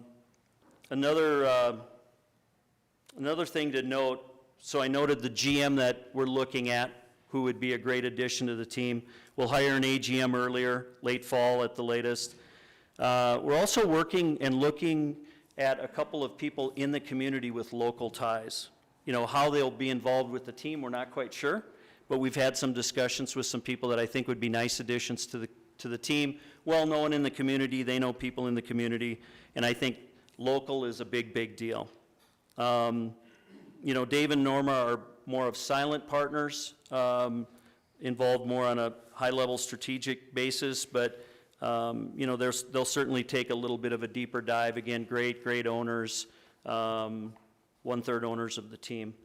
The other thing, we've already had some talks with potential team owners who could buy us out of our 2/3. The people we're talking with have really significant baseball ownership experience. They also have ties to Montana and specifically ties to Butte. So those discussions are in the works. I think that would be a fantastic thing that could happen and would happen with the Tommyknockers. Hands-on owner will be perfect. And we always look for local owners. And I just want a quick side note. I started the Expedition League back in 2014 and spent 3.5 years building it before we played any games in 2018. And it was, our intent is not to own teams. And my wife Connie reminds me of that often. But Our desire is we run and operate the league, oversee the league. It's more than a full-time job. And I love growing this great league. We've done some phenomenal things in our communities. I love seeing kids having fun at the ballpark, fans having a blast. People thank us profusely when we stand at the gate, and they thank us for bringing this to the communities where minor league baseball really will never go again. You know, minor league baseball won't come to towns like Helena or Minot, North Dakota, or Casper, Wyoming, or Butte. And so this is a great, great option. But, you know, a local owner, and an owner with local ties will be a really important thing for us. Some positives about the Tommyknockers. The fan experience was great. We heard some good commentary about that. We work hard to make it fun for fans. It's a really affordable, fun family entertainment, and that's what we look to do. We saw a lot of people having fun at the ballpark and laughing, and we make it fun for anybody from 1 year old to 100 years old, and we see a lot of people in between. So that was fantastic. It's a great value for the dollar. It is minor league-like baseball, but it's summer collegiate, of course. Our food and beverage offerings were really good. People liked the Tommyknockers beer. It was brewed by Butte Brewing, and they liked our food options. And again, I think it was a good value. Our in-game entertainment acts were outstanding. Superstars is somebody we brought in twice. They perform in AA and AAA ballparks. So, you know, we spent a lot of money to bring those guys into Butte and entertain our great fans with that. We had fireworks one night, couldn't have it the rest of the season because of the dry weather, but that's something else that we do. We generated a lot of economic activity here in Butte. We spend well into six figures on our teams as far as the expenses. Most of those dollars are spent in the community. The economic development folks will tell you those dollars turn over 6 to 7 times in the community, and we definitely have a very positive economic impact on the community. We're a business. We brought a new business to town, invested a lot of time, effort, money into it, and we love to do that. So the interns that we had were great. It's fun to bring them in. We provide a wonderful experience for them in the sports world, where they're kind of getting used to, this is what this thing is all about, especially baseball, because you have 6 games in a row, and they're tired at the end of those 6 days, and we gave them a great experience. Our interns umpired the Little League games in town, which was cool. I think they really enjoyed it. The parents really appreciated it as well. One other thing about our league, we don't charge player fees, which is pretty rare. I don't know that there are any other summer collegiate baseball leagues out there that don't charge any player fees. We don't. We never wanted to when we started this. You know, a lot of leagues charge $500. Some charge as much as $1,500 to $2,000. We don't charge any player fees for our players. And these guys, you know, someone commented about the talent level of the players. These are top-tier collegiate baseball players, a lot of D1 guys. And they're playing at a very high level, and there's a high level of competition, which is wonderful. We have a lot of good partnerships with baseball equipment providers. We provide, you know, a lot of good, you know, bats for all the players and things like that, which is fantastic. Our league is a developmental league for umpires as well, so umpires get that experience, kind of like everybody else, the players, the interns, they get that experience and then hopefully make it to that next level, which we did. We had 2 umpires that were advanced to minor league baseball this season. So that puts us in a little bit of a hole to scramble to find umpires, but we do that. I saw and heard from quite a few people this year that had never been to Three Legends Stadium, which I think is really cool. We're showcasing a beautiful venue in town. And some of them didn't even know it existed until they were able to come to a Tommyknockers game. So it's a beautiful ballpark. We love it. And we love being there. Just want to comment that all of our vendors and suppliers are paid in full. We have accounts payable aging right now of 0. So, and again, we spend a lot of dollars in the community. That's a big deal for us. We spend locally. We do that across the entire league. Our corporate partners are great. We secured a lot of them. Based on our discussions with a few corporate partners and sponsors, they're ready to continue to support the Tommyknockers. They see tremendous marketing value in what we can provide to them, and And they also love what we're doing as far as quality of life in the community with the affordable brand of family entertainment. You know, we worked with Legion Baseball this year. Legion Baseball is very important to us. We have probably 8 of our 12 ballparks where we share the ballparks with Legion Baseball. So, you know, I personally love Legion Baseball. I was blessed to play 5 years of it in a little town where I grew up. You know, we enter into an agreement with Legion to buy out the ballpark signage and pay them for that. We mutually agreed that, you know, we would each operate our own concessions. Legion has their trailer. We had a trailer there and some beer kiosks where we serve beer. We did buy about $1,500 worth of clay this year. We're very serious about the playing surface. You know, we, like Legion and anybody else who would utilize that field, we want our playing surface to be great, right? So we wanted to, you know, kind of reconstruct the mound. We were met with a little resistance on that, but we did restructure the mound, add some clay. We added clay around home plate. What I'd like to do in the future is possibly bring in someone that can do some groundskeeping and help all of us out. I know it's a lot for the Parks and Rec, and I think we can enhance the playing surface, which is important for us. Again, it's a great venue, great ballpark.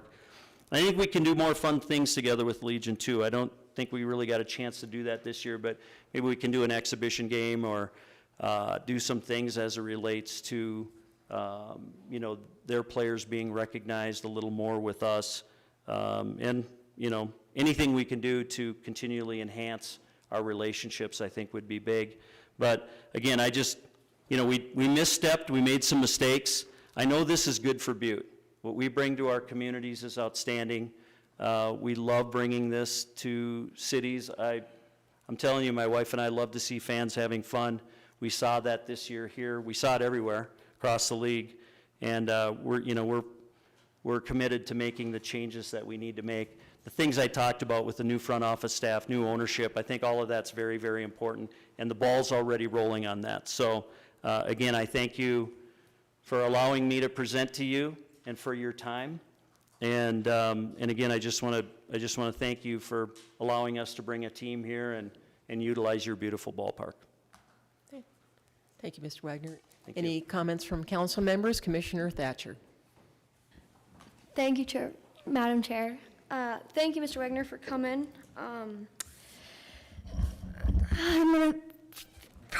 Hopefully I don't mess this up, but you know, I love baseball. I love sports.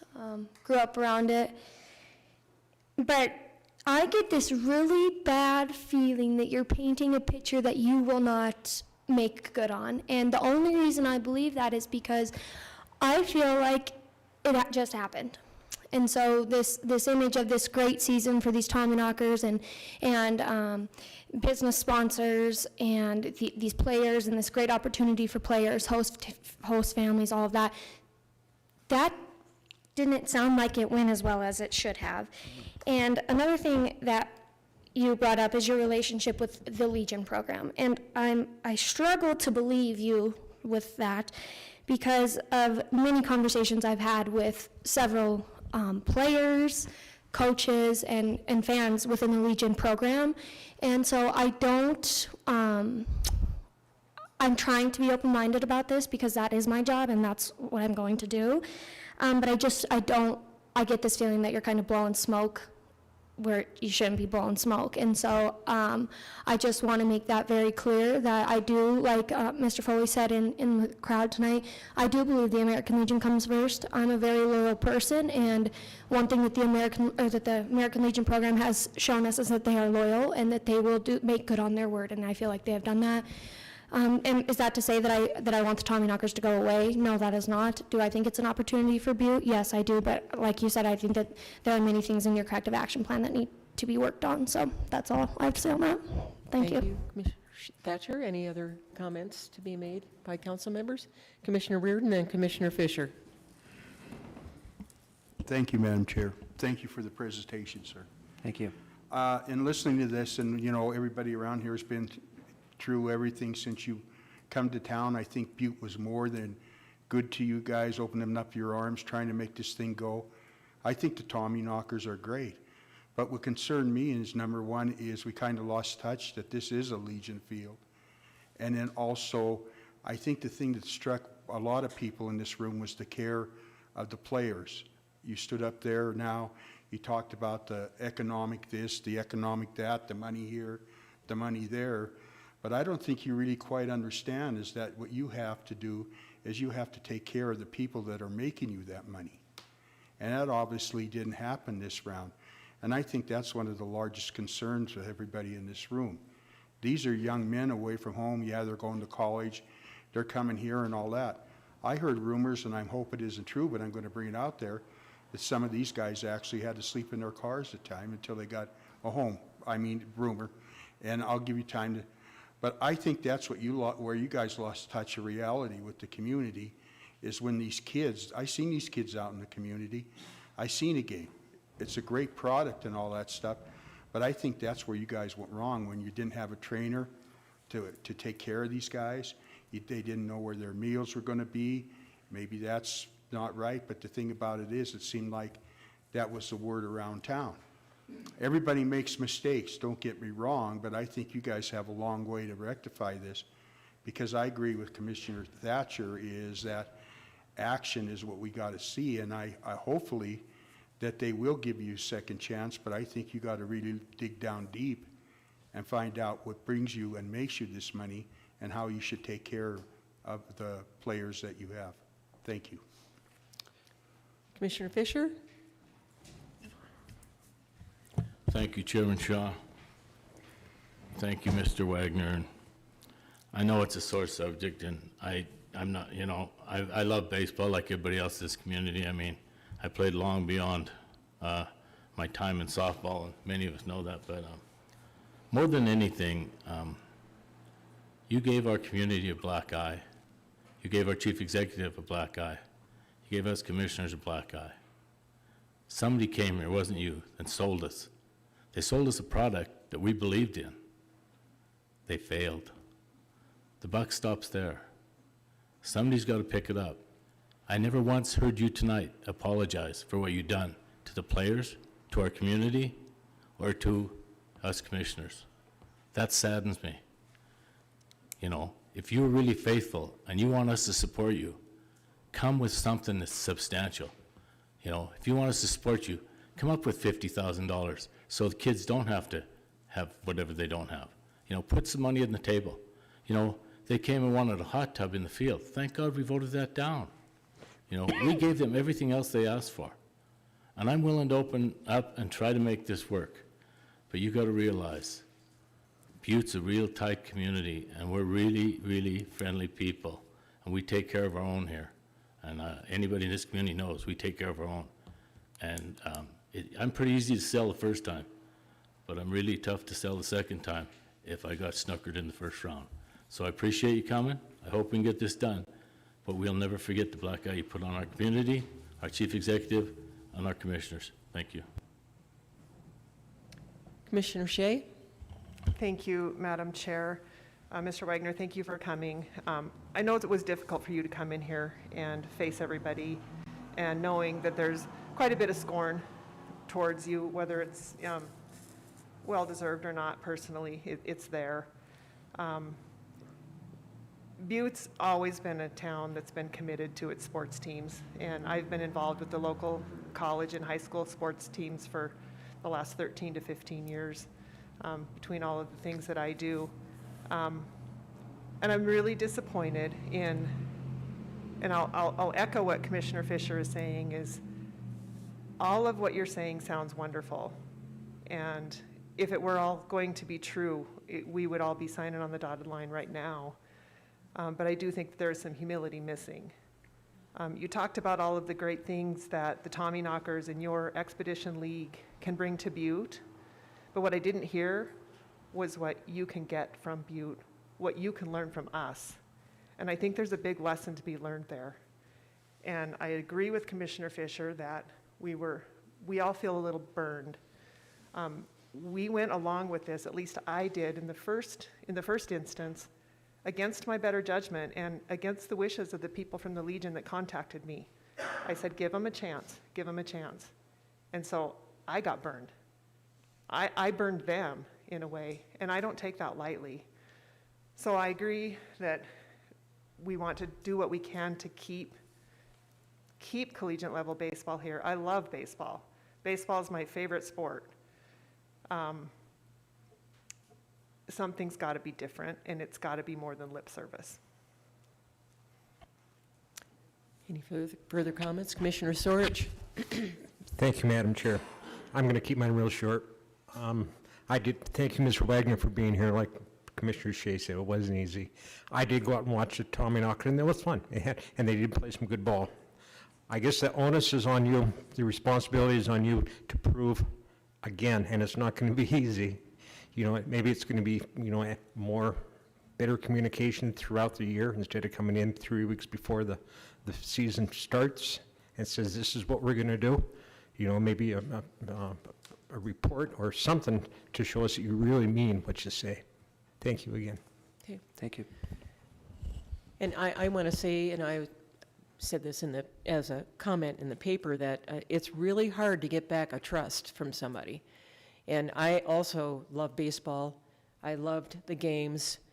The players, they were so enthusiastic. I belonged to the Exchange Club. We had the head of the group come and speak, and they were so excited about the first game.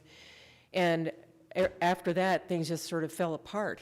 And it's really hard to get that trust factor back, and I am having a real difficult time with it. Now, this is just a presentation. There's no action to be taken tonight, but just know that we approve contracts. We do everything pretty much as far as the legal end of things. And I just don't know how we can repair this. It seems extremely broken to me personally. So, and I'm just one voice. So, but thank you very much for coming. Probably couldn't be easy. Can I respond to But you some of certainly the can. things that'd be great? Absolutely. And believe me, I feel horrible about what happened, right? We don't come into a new city and want to fail. We definitely made mistakes. I wear that and I own that because it is on me, right? I started the league, I run the league. We came here to bring a team here to make it great for the fans. And as I mentioned when I started, we made mistakes. And we don't take that lightly. And again, we love Butte. I love the ballpark. I love what we were able to do for the fans. You know, when I say we have a corrective action plan in place, we're taking that very, very seriously. I think a big part of that is what changes are we making with the front office? What changes are we making with ownership? I think that's going to be, vitally important as we've already started those discussions and negotiations, bringing in people locally.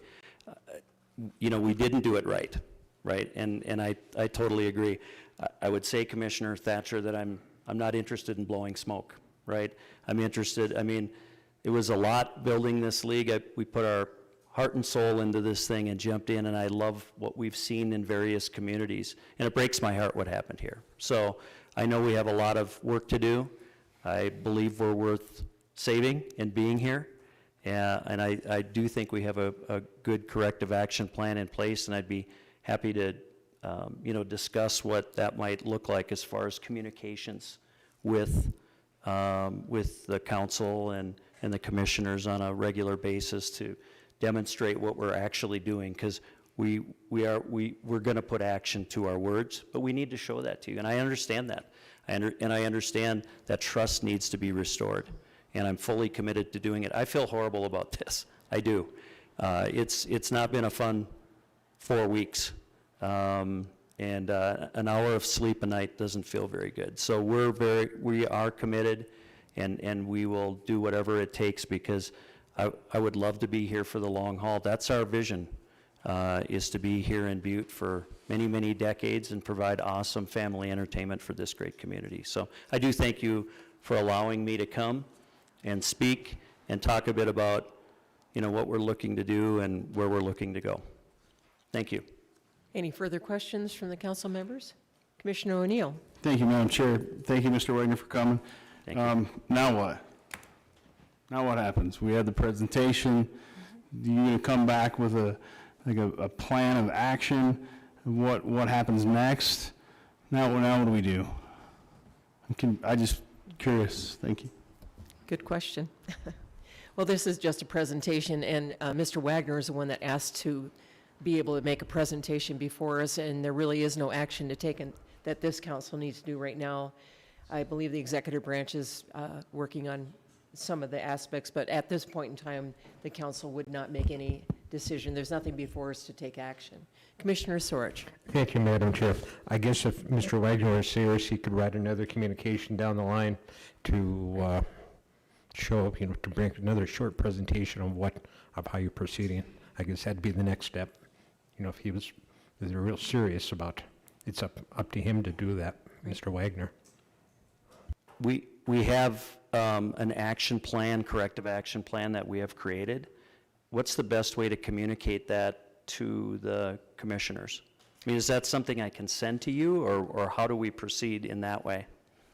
I believe that, like Commissioner Sorich said, that we would like to have a formal communication come before this body, that we can, have you come back and go through it and have the public also totally involved, because everything we do is public. Yep. And rather than doing any kind of emails or anything like that. So I would appreciate if you would come forward with a formal presentation that documents what your plan is. Okay. Does that sound about right? Commissioner O'Neill? Thank you, Madam Chair, and I guess this would be a question for County Attorney, because since the contract we originally had with the Tommyknockers would pretty much be null and void because it wasn't fulfilled, we'd have to redo another contract going forward. Would that be correct? County Attorney Joyce. Madam Chair, Commissioner O'Neill, you'd have to look at the provisions of the contract. I mean, there was a specific term, and you'd have to provide notice to the Tommyknockers that if you felt that they were in default. And so I would have to review the contract, and that would be a decision you'd have to make as to whether or not they actually breached the terms of the contract or not. Commissioner O'Neill, follow up. Thank you, Madam Chair, because how long was their current contract with us? County Attorney Joyce. Madam Chair, Commissioner O'Neill, I think it's through 2025. 5 years, yeah. Anything else? Anything else before us?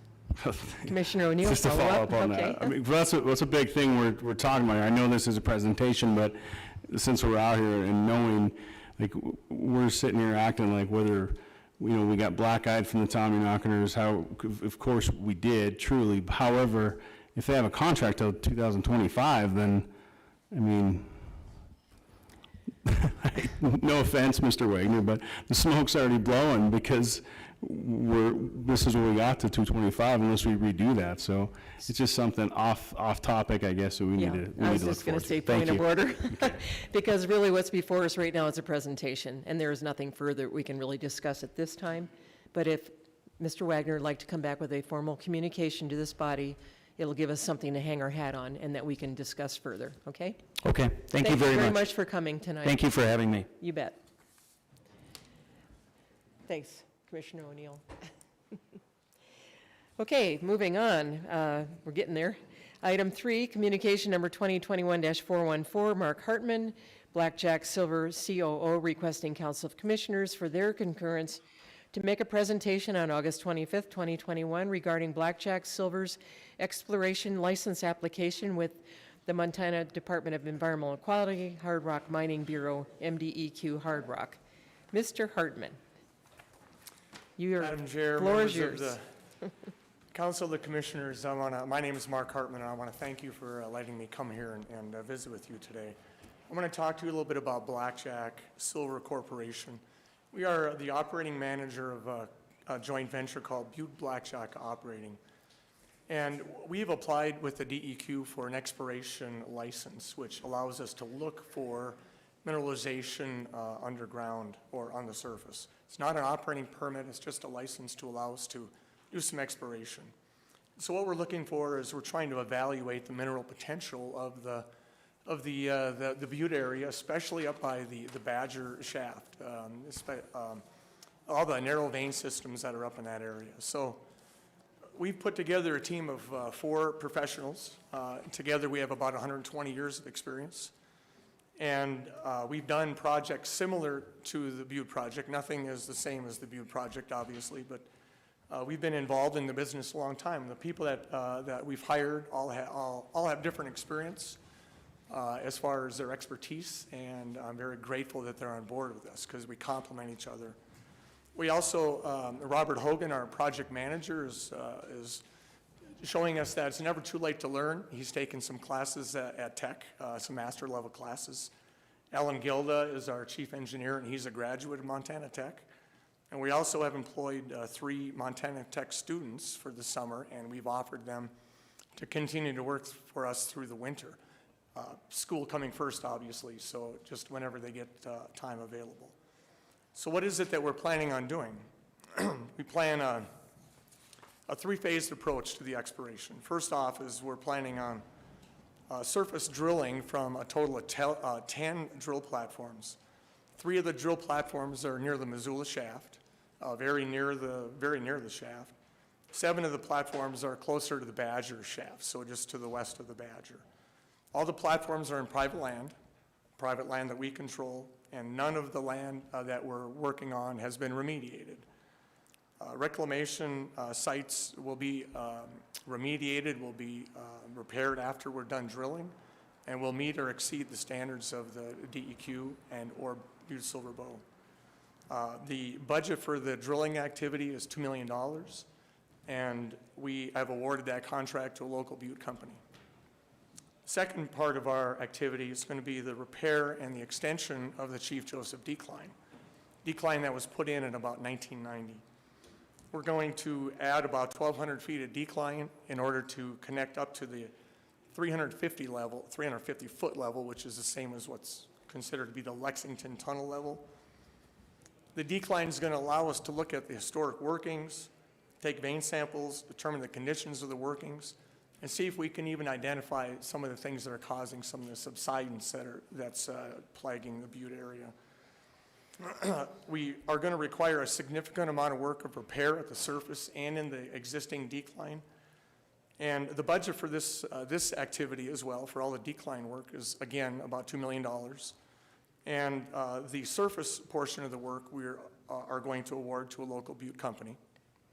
The third portion of the contract, or of the work that we're going to do, is we're going to utilize computer expertise and computer modeling that wasn't available in the past for companies that were looking at doing work here.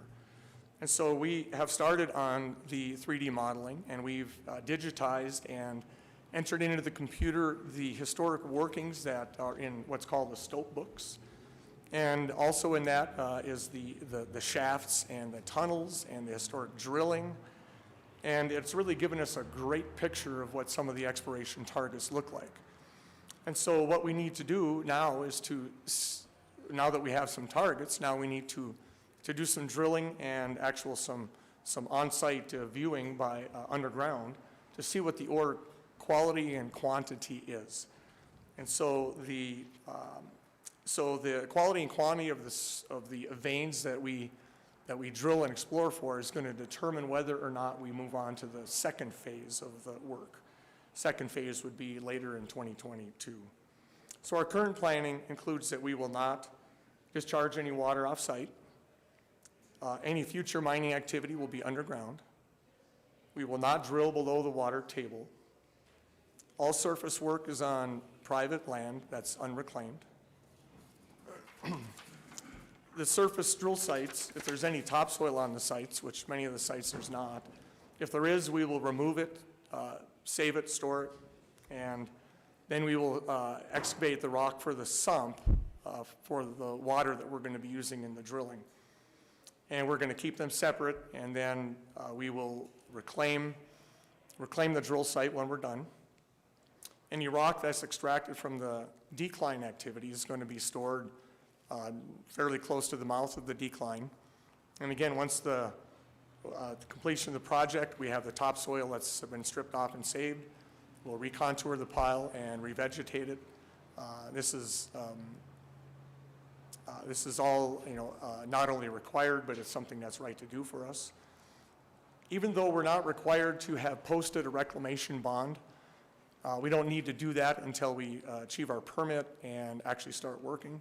We already posted a reclamation bond bond amount that was requested by the DEQ, and the amount is about $225,000. So that's already been posted with the Department of Environmental Quality. So the results of the Phase 1 work is going to determine how we move forward. Our plan, of course, is to spend a minimum of $5 million on the exploration activities within the next year or year and a quarter. If the exploration results are positive, then Phase 2 requires that we spend another $5.8 million in the next year and a half beyond that. So in other words, we're planning on spending about $10.8 million of minimum amount of money over the next 2.5 to 3 years. And that's a requirement of our lease. So this isn't just ballpark numbers. We have to spend that amount of money if we're going to maintain the lease. It's a minimum amount of money. So, you know what, and again, this is just the exploration project. This is not to put the mine into production. This is just some exploration work that we're planning on doing. So we've tried to proactively reach out to the community because we know there are a number of concerns, and certainly the community leaders, news media, numerous permitting agencies. We're trying to reduce the surprises, the misinformation, the innuendos, what I call bar talk. We want to make sure that we get right information out to the public so that they're informed. And so we've been hosting public tours of the site, and thank you for the commissioners that went last night. It was a pleasure to have you. We have another tour tomorrow night at 5:30 for those of you that would like to join us and see what the activity that we plan on doing. We're trying to get the information out into the community as best we can. And so we are really looking forward to continuing our engagement with the local community. Our intention is to honor the sensitivities and the concerns of all local stakeholders.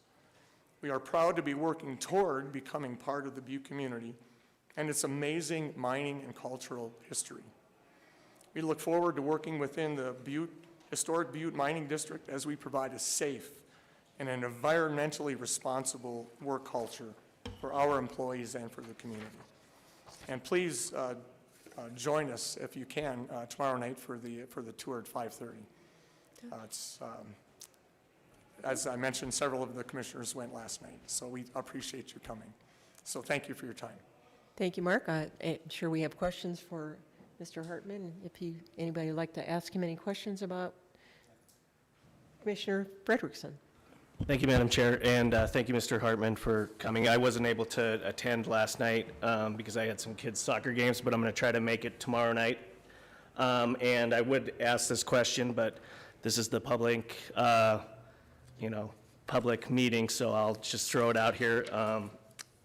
So it says no water will be discharged off-site. When you're discharging the water, where does it go? Where's the plan to discharge it? Mr. Hartman. Yes, thank you, Madam Chair and Commissioner Frederickson. So we're not going to be discharging water. Oh, okay. So I mean, the water table in the decline is 900 feet below us. Okay. Depending on the level of the decline. And so if we hit water, if there's a perched table somehow, we'll stop the decline and figure out what to do. Again, the drilling, we're not going to be drilling below the water table, so we should not be hitting water. So there shouldn't be any water to discharge. Okay. And then follow up, Commissioner Frederickson. So I guess that maybe I'm getting a little bit ahead of myself. When you guys actually do active mining, you're going to be using a lot more water and discharging it, correct? Mr. Hartman. I apologize. My family's all, like a lot of people in here, are miners, but underground mining went away before I was born. So forgive me for not knowing what I'm talking about. Madam Chair, Commissioner Frederickson, so the underground mining, whatever we're going to do in the future has to be determined by what the quantity and quality of the ore resource is. So we really would be getting ahead of ourselves if we talked about what the future looks like. Okay. I'd like to be here to be able to tell you we're going to have 300 jobs of high paying. Yeah. I mean, I like to think that's going to happen, but I don't want to stand here and tell you that. Okay. So I really don't want to say what's going to be happening. No, that's fair enough, and I appreciate that. So, yeah, thank you. Okay. Any other questions? Commissioner Fisher. Thank you, Madam Chair. Thank you, Mr. Hartman. I look forward to underground mining returning to Butte. It'll be a great, look forward to the future. Hope for the best. Thank you, Commissioner Fisher. Commissioner Callahan. Thank you, Madam Chair. Thanks, Mr. Hartman. I appreciate you inviting us on that tour last night. It was very informational. We learned a lot. There was a lot of questions that were answered. You got a very good staff. You were very professional. You guys were good to go to different sites with. But one concern would be was, you know, Sarah Sparks had some concerns about the mapping and stuff that was incorrect. So, you know, if we can make sure that that stuff's corrected, you know, on the DEQ's thing, that would help to make her a little happier, I think. Other than that, I think everything went very well last night. You guys did a great job, and we appreciate the tour you gave us. Thank you. Thank you, Commissioner Callahan. So we have presented new updated maps to the DEQ. All right. Commissioner Reardon. Thank you, Madam Chair. Thanks again for the great tour last night. I think one of the questions that hit me and really sold me on this deal was the question about, you know, the watchdog and all that. And then that's when you brought up Eric, the head of the Department of the Cleanup for Butte-Silver Bowl, and you said that he's been highly involved in this about discharges and watching and highly supports it and all that stuff. So I thought that was really interesting that, you know, we've already jumped in and have a man with his knowledge, and with this cleanup and all that around, I think it's going to be a pretty clean deal. And like Commissioner Fisher said here, I think it's welcome back to underground mining. Thank you. Commissioner Shea. Thank you, Madam Chair. I just wanted to thank you again for taking us on the tour last night. And if anybody hasn't gone, I would highly recommend it. It's really nice to be able to get the questions answered kind of in a less formal setting where everybody's a little more comfortable.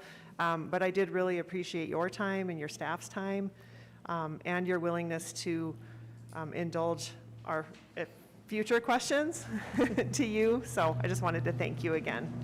Thank you, Commissioner Shea. So I asked Mr. Hassler, our super fund director, if he would also speak, just give us an idea of what is happening so far with the dialogue you've been having with Black Shack. So.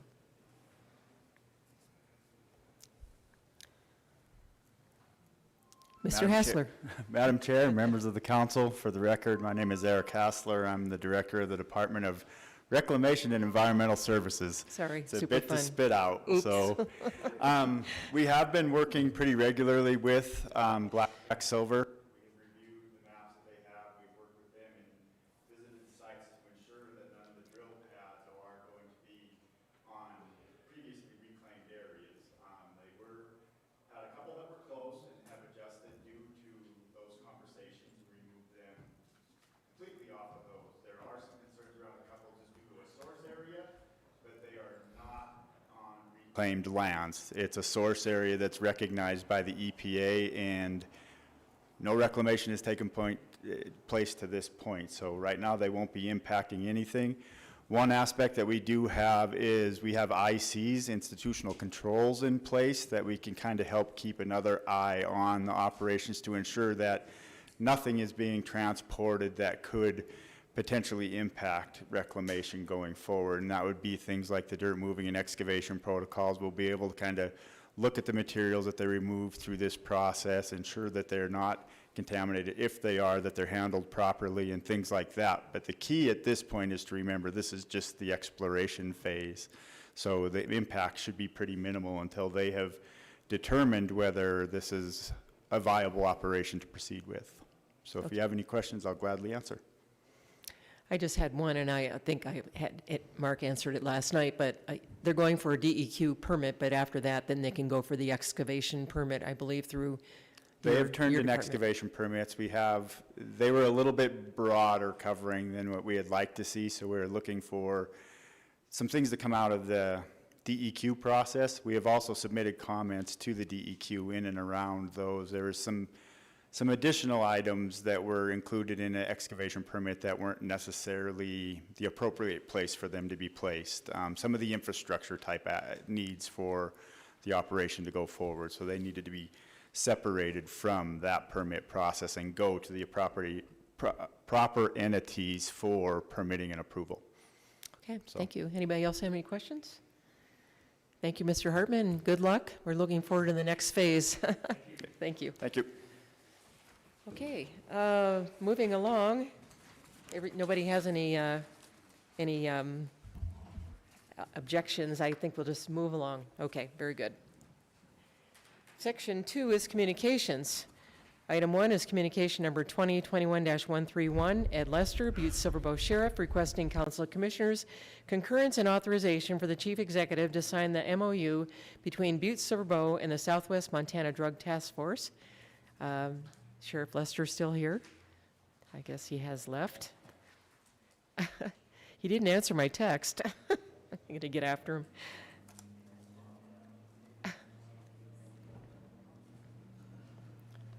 Thank you, Zach.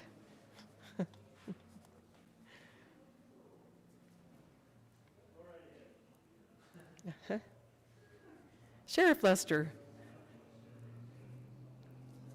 I just read your communication and I hadn't heard from you, so I just wasn't sure if you wanted to continue to hold this in abeyance. Thank you. Madam Chair, members of the council, I did text you back, but you must not have seen it. It's going to have to be held in abeyance. We do have a deal set up, but I got to get the final draft to you guys. So the draft that we have on this MOU is not the one that we will actually submit. Okay, very good. I thought you were calling me the fireworks, and I thought, oh, no. Not yet. Thank you, Sheriff Lester. Okay, so we will continue holding that one in abeyance. Item 2 is communication number 2021-299. Tristan Thomas, residing in Butte, Montana, requesting Council of Commissioners to authorize Tristan Thomas to purchase the following property located at 2422 Pine Street, Butte, Montana. And I believe we are still holding for a survey on that. Is that correct, County Attorney Joyce? So we will hold this in abeyance. Item 3, communication number 2021-335. Michael and Kelly Ann Hoven, 241 William Street, Walkerville, requesting Council of Commissioners authorization to purchase vacant land currently owned by BSB. The land we are hoping to acquire includes a .06 acre parcel and a segment of another 10 acre tract. This also we are holding in abeyance pending a survey. So we'll continue to hold this one in abeyance. Item 4, communication number 2021-346. Walter Richter, 1238 Grizzly Trail, Butte, Montana, requesting Council of Commissioners authorization to purchase the Butte-Silver property, described a portion of the Peterson Placer lying south of the former NPRR right-of-way Section 20, Township 3 North, Range 8 West, Assessor number 0001702-800. We did receive a letter in our regular meeting last week, and so I would call on Commissioner Frederickson. Thank you, Madam Chair. I move to cross-reference communication 2021-346 with communication 2021-405 and place on file.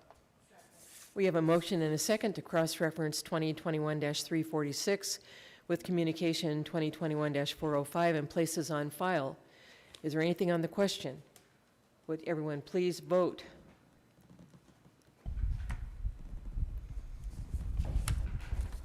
Would anyone care to change their vote? Would the clerk please record the vote? 11 yea, 0 nay. Motion passes.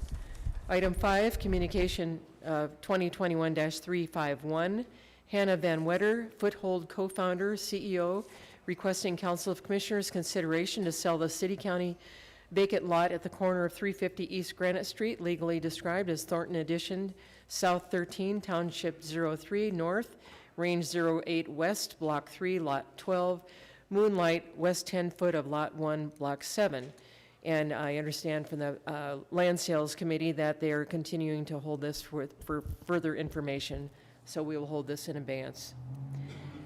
Item 6, communication 2021-373, Dory Skrukrud, project manager, requesting Council of Commissioners schedule a bid opening during the Commissioners' meeting on August 18th, 2021 for the Silverbow Creek Greenway Cattle Bridge. Greenway Service District, contract number 2G-21-01. We did have that bid opening. Commissioner Frederickson. Thank you, Madam Chair. I move to place communication 2021-373 on file. We have a motion and a second to place communication 2021-373 on file. Is there anything on the question? Would everyone please vote? Would anyone care to change their vote? Would the clerk please record the vote? 11 yea, 0 nay. Motion passes. Item 7, communication number 2021-377, Angela Helvey, 624 West Galena Street, Butte, Montana, requesting Council of Commissioners to discuss the fireworks in Butte, including the time and number of days they are allowed. At this time, I did invite our Assistant Director of the Fire Department and also our Fire Marshal, Zach Osborne. Thank you, Zach, for coming this evening. I just asked him to give us his take on things, and we'll go from there. Okay. Madam Chair, members of the council, for the record, like Mrs. Shaw said, I'm Zach Osborne, Assistant Chief Fire Marshal for the Fire Department. I'm glad I'm not the first one to talk tonight because I wouldn't have known what to call you. Madam Chair, all right, I got to remember that. So yeah, I was invited here by Mrs. Shaw to talk about the fireworks. I'm not going to stand up here and tell you whether I'm for or against any changes. I'm open to any questions. However, I will tell you some statistics for this year. So as we know, we start selling fireworks, or stands can start selling fireworks on June 24th till July 5th. They get 12 days to sell their fireworks. That's what their permit is for. As soon as they start selling fireworks, as everybody is aware, fireworks start getting lit off. So we are very busy for those 12 days. This year we had 49 grass fires, 1 truck fire that was completely burned, and 2 possible structure fires. And why I say possible is because I could not 100% determine if that was for sure the case for those structure fires was a firework, but definitely a possibility. These numbers are only a few high.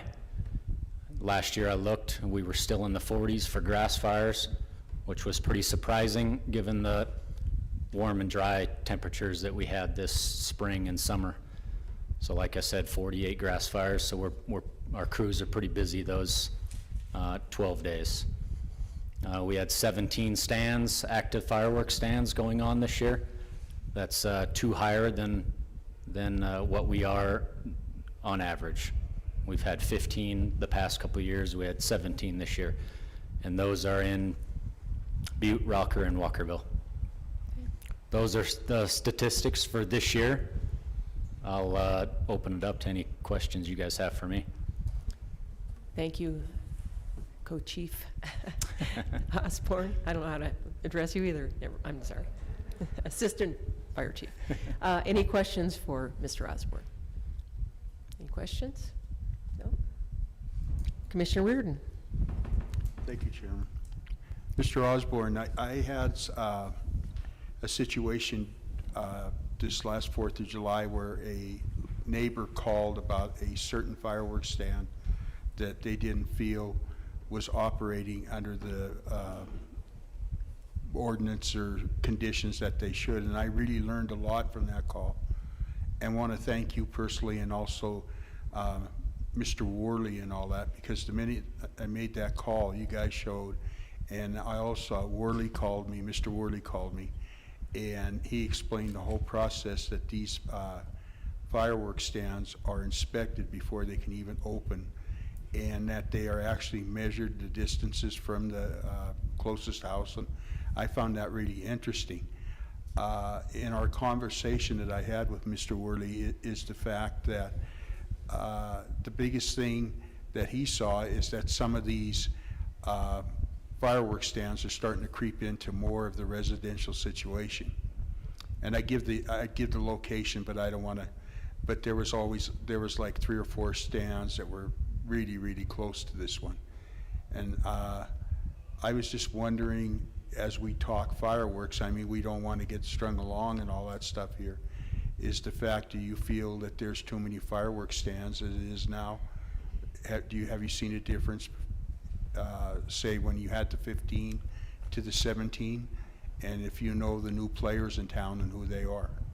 Thank Fire you. Marshal Osborne, you care to answer that? Yeah, thanks, Mr. Erden. Well, unfortunately, I can't answer your question in great clarity because this is my first year as the fire marshal for the station. But I do know that in previous years, as serving as a captain of the department,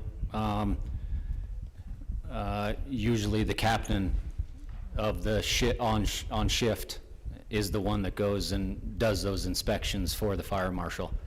The fire marshal will set up those inspections after they are cleared through the zoning board. The zoning board sends myself a clear description of name of the stand, owner of the stand, location of the stand. They have to be 150 feet away from any structure. They're often leasing those pieces of property in a parking lot. And we're pretty stingent on staying with that 150 feet. In fact, I think I declined 3 stands this year that tried to squeeze into somebody's structure. As far as 17 goes, I know 1 was added in Rocker. There was usually 1 on each side of the interstate there in each parking lot of the gas station. This year there was 2. There's 2 up in Walkerville, the rest in the city. I can't tell you for sure if firework activity picked up more because there was more stands available. Sorry, I couldn't answer that question very good. Follow up, Commissioner Reardon? I just got one more quick question for you. So when you're inspecting these stands and setting up and all that stuff, say like if something came up regarding these large artillery shells and all that stuff, does Butte, as you are inspecting these fireworks stands, do you have any, I wouldn't use the word power, I guess, just a authority, let's use the word authority to say, hey, you can't sell these particular rocket or that? No, I wish I could. Okay. I'm inspecting the safety of the structure. Okay. The size, the distance, that they have fire extinguishers, and that they have nobody under the age of 18 selling fireworks. As everybody is probably aware, Mr. Gianforte allowed some high-quality, high-power fireworks this year, and I could definitely hear the difference around town. Thank you very much. Yep. Commissioner Sorge? Thank you, Madam Chair. Thank you, Mr. Osborne, for being here. I guess I got a question for you. It's probably a better question for Chief Doherty, though. As far as your, all these calls over that short time frame, are these calls all handled by the current staff, or how many overtime hours do you think you're looking at? Or do you have to bring a lot of extra crews in to cover these, or is it pretty much by the 6 guys that are on shift? Mr. Osborne? We have a minimum of 6 guys per shift, a maximum of 9. However, 9 volunteer stations around the city that are helping out. We call in extra crews on the 3rd of July that do cause overtime. And unless the on-shift crew needs desperate help, as in a structure fire or a grass fire that is getting away from them, then they will not call out overtime. Granted, the help from volunteers and the surrounding help show up. Yeah. Thank you. Good. Any other questions from council? Commissioner Mankins? Thank you, Madam Chair. Thank you, Captain Osborne, for being here. So, to be clear on this, were all stands in compliance when you went and inspected them all? All passed, yes. And did you have any extra crews come out June 24th through July 2nd? Say that one more time. Did you have any extra crew or staff go out to help with any fires or anything on staff, like you stated, on July 3rd through June 24th through July 2nd? Just, they had one structure fire uptown that they did have to call an extra crew out. And then, like I said, the extra crews that are always called out for the fireworks show on the 3rd, we staff guys on the M and split them up a little bit around the uptown district there. Did I answer that? Sorry. Yeah. Okay. Thank you. Commissioner Shea. Thank you, Madam Chair. Thank you, Assistant Chief, for being here. I appreciate your time, and I know it's late.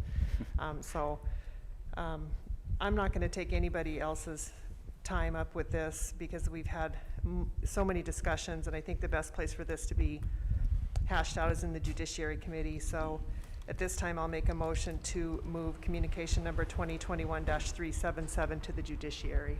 Second. We have a motion and a second to refer communication 2021-377 to the Judiciary Committee. Is there anything on the question? Commissioner Sorich? Thank you, Madam Chair. Before we send it to Judiciary, the only other people I'd like to hear, which we should have probably had, is also animal control, because I know there's a huge increase of animals that they take care of also during that time frame. So I guess if we could maybe hold this and hear from animal control within the next few weeks. We have a motion and a second on the floor, and on the question, Commissioner Shea? We could certainly invite animal control to the Judiciary. Okay. Anything else on the question? Okay. Nothing more on the question. Would everyone please vote?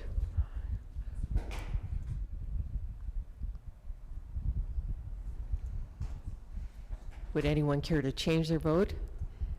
Commissioner Callahan?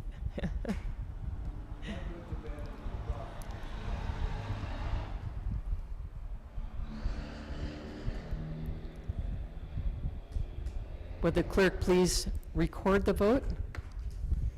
9 yea, 2 nay. Motion passes, and this will be forwarded to the Judiciary Committee. Thank you, everyone. And thank you, Captain Osborne, for your time. I really appreciate that. Okay, moving along, we have item 8, communication number 2021-389. Pat Holland, Government Building Manager, requesting Council of Commissioners for their concurrence for a bid opening on August 18th, 2021 regarding the Butte-Silver Courthouse and LEA boiler replacement. And we had that bid opening, so Commissioner Frederickson. Thank you, Madam Chair. I move to place communication 2021-389 on file. We have a motion and a second to place communication 2021-389 on file. Is there anything on the question? Would everyone please vote?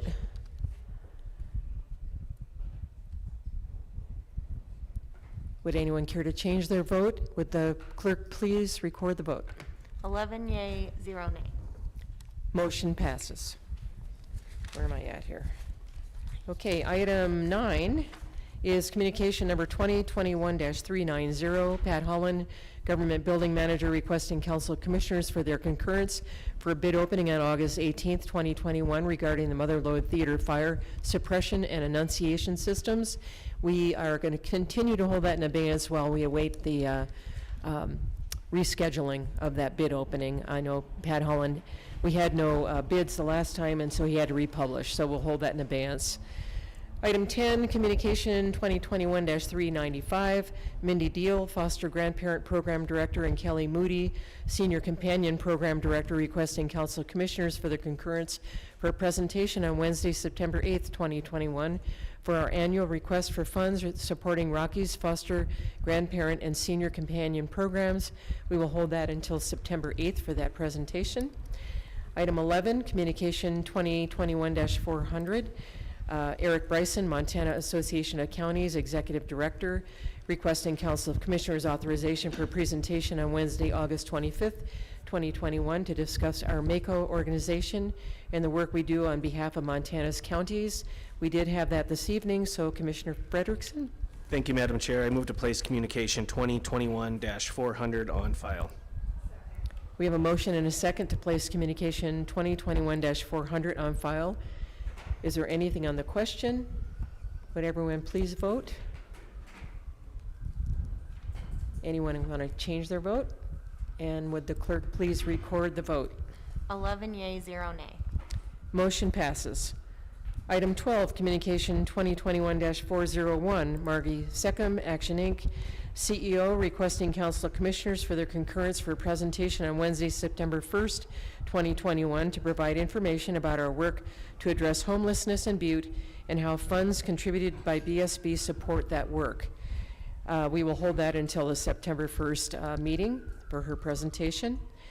Item 13, Communication 2021-402, Philip Borup, YMCA Chief Executive Officer, requesting Council of Commissioners for their concurrence for a presentation on Wednesday, September 8th, 2021, to report on the YMCA pool contract and our community impact. And we will hold that in advance until September 8th. Item 14, Communication number 2021-403, Steve Wagner, Tommyknockers President, requesting Council of Commissioners for their concurrence for a presentation on Wednesday, August 25th, 2021, regarding the Mining City Tommyknockers 2021 season. We had that presentation this evening. Commissioner Frederickson. Thank you, Madam Chair. I move to place Communication 2021-403 on file. We have a motion and a second to place Communication 2021-403 on file. Is there anything on the question? Would everyone please vote? Would anyone care to change their vote? Would the clerk please record the vote? 11 yea, 0 nay. Motion passes. Item 15, Communication number 2021-406, Kelly Katani, MSU Extension Silverbow County 4-H Youth Development Family Consumer Science Agent, requesting Council of Commissioners for their concurrence for a presentation on September 15th, 2021 agenda for the discussion of annual funding for the MSU Extension Office. We will hold that in advance until the September 15th presentation. Item 16, Communication 2021-411, Mary McCormick, Historic Preservation Officer, requesting Council of Commissioners for their authorization for a bid opening on September 8th, 2021, Committee of the Whole agenda for the Caretaker's House Restoration Project, and we will hold that in advance until September 8th for that bid opening. And lastly, we have item 17 is Communication number 2021-414, Mark Hartman, Blackjack Silver COO, requesting Council of Commissioners for the concurrence to make a presentation on August 25th, 2021 regarding Blackjack Silver's exploration license application with Montana Department of Environmental Quality Hard Rock Mining Bureau, the MDEQ Hard Rock. We did have that presentation this evening. Commissioner Frederickson. Thank you, Madam Chair. I move to place Communication 2021-414 on file. We have a motion and a second to place Communication 2021-414 on file. Anything on the question? Would everyone please vote? And would anyone care to change their vote? Would the clerk please record the vote? 11 yea, 0 nay. Motion passes. At this point in the agenda, we have any public comment on any. Anybody out there want to speak on anything? Doesn't look like it. Is there anything else to come before us this evening? All right. Good work, everybody. Motion to adjourn. Second. All in favor? Aye. Opposed?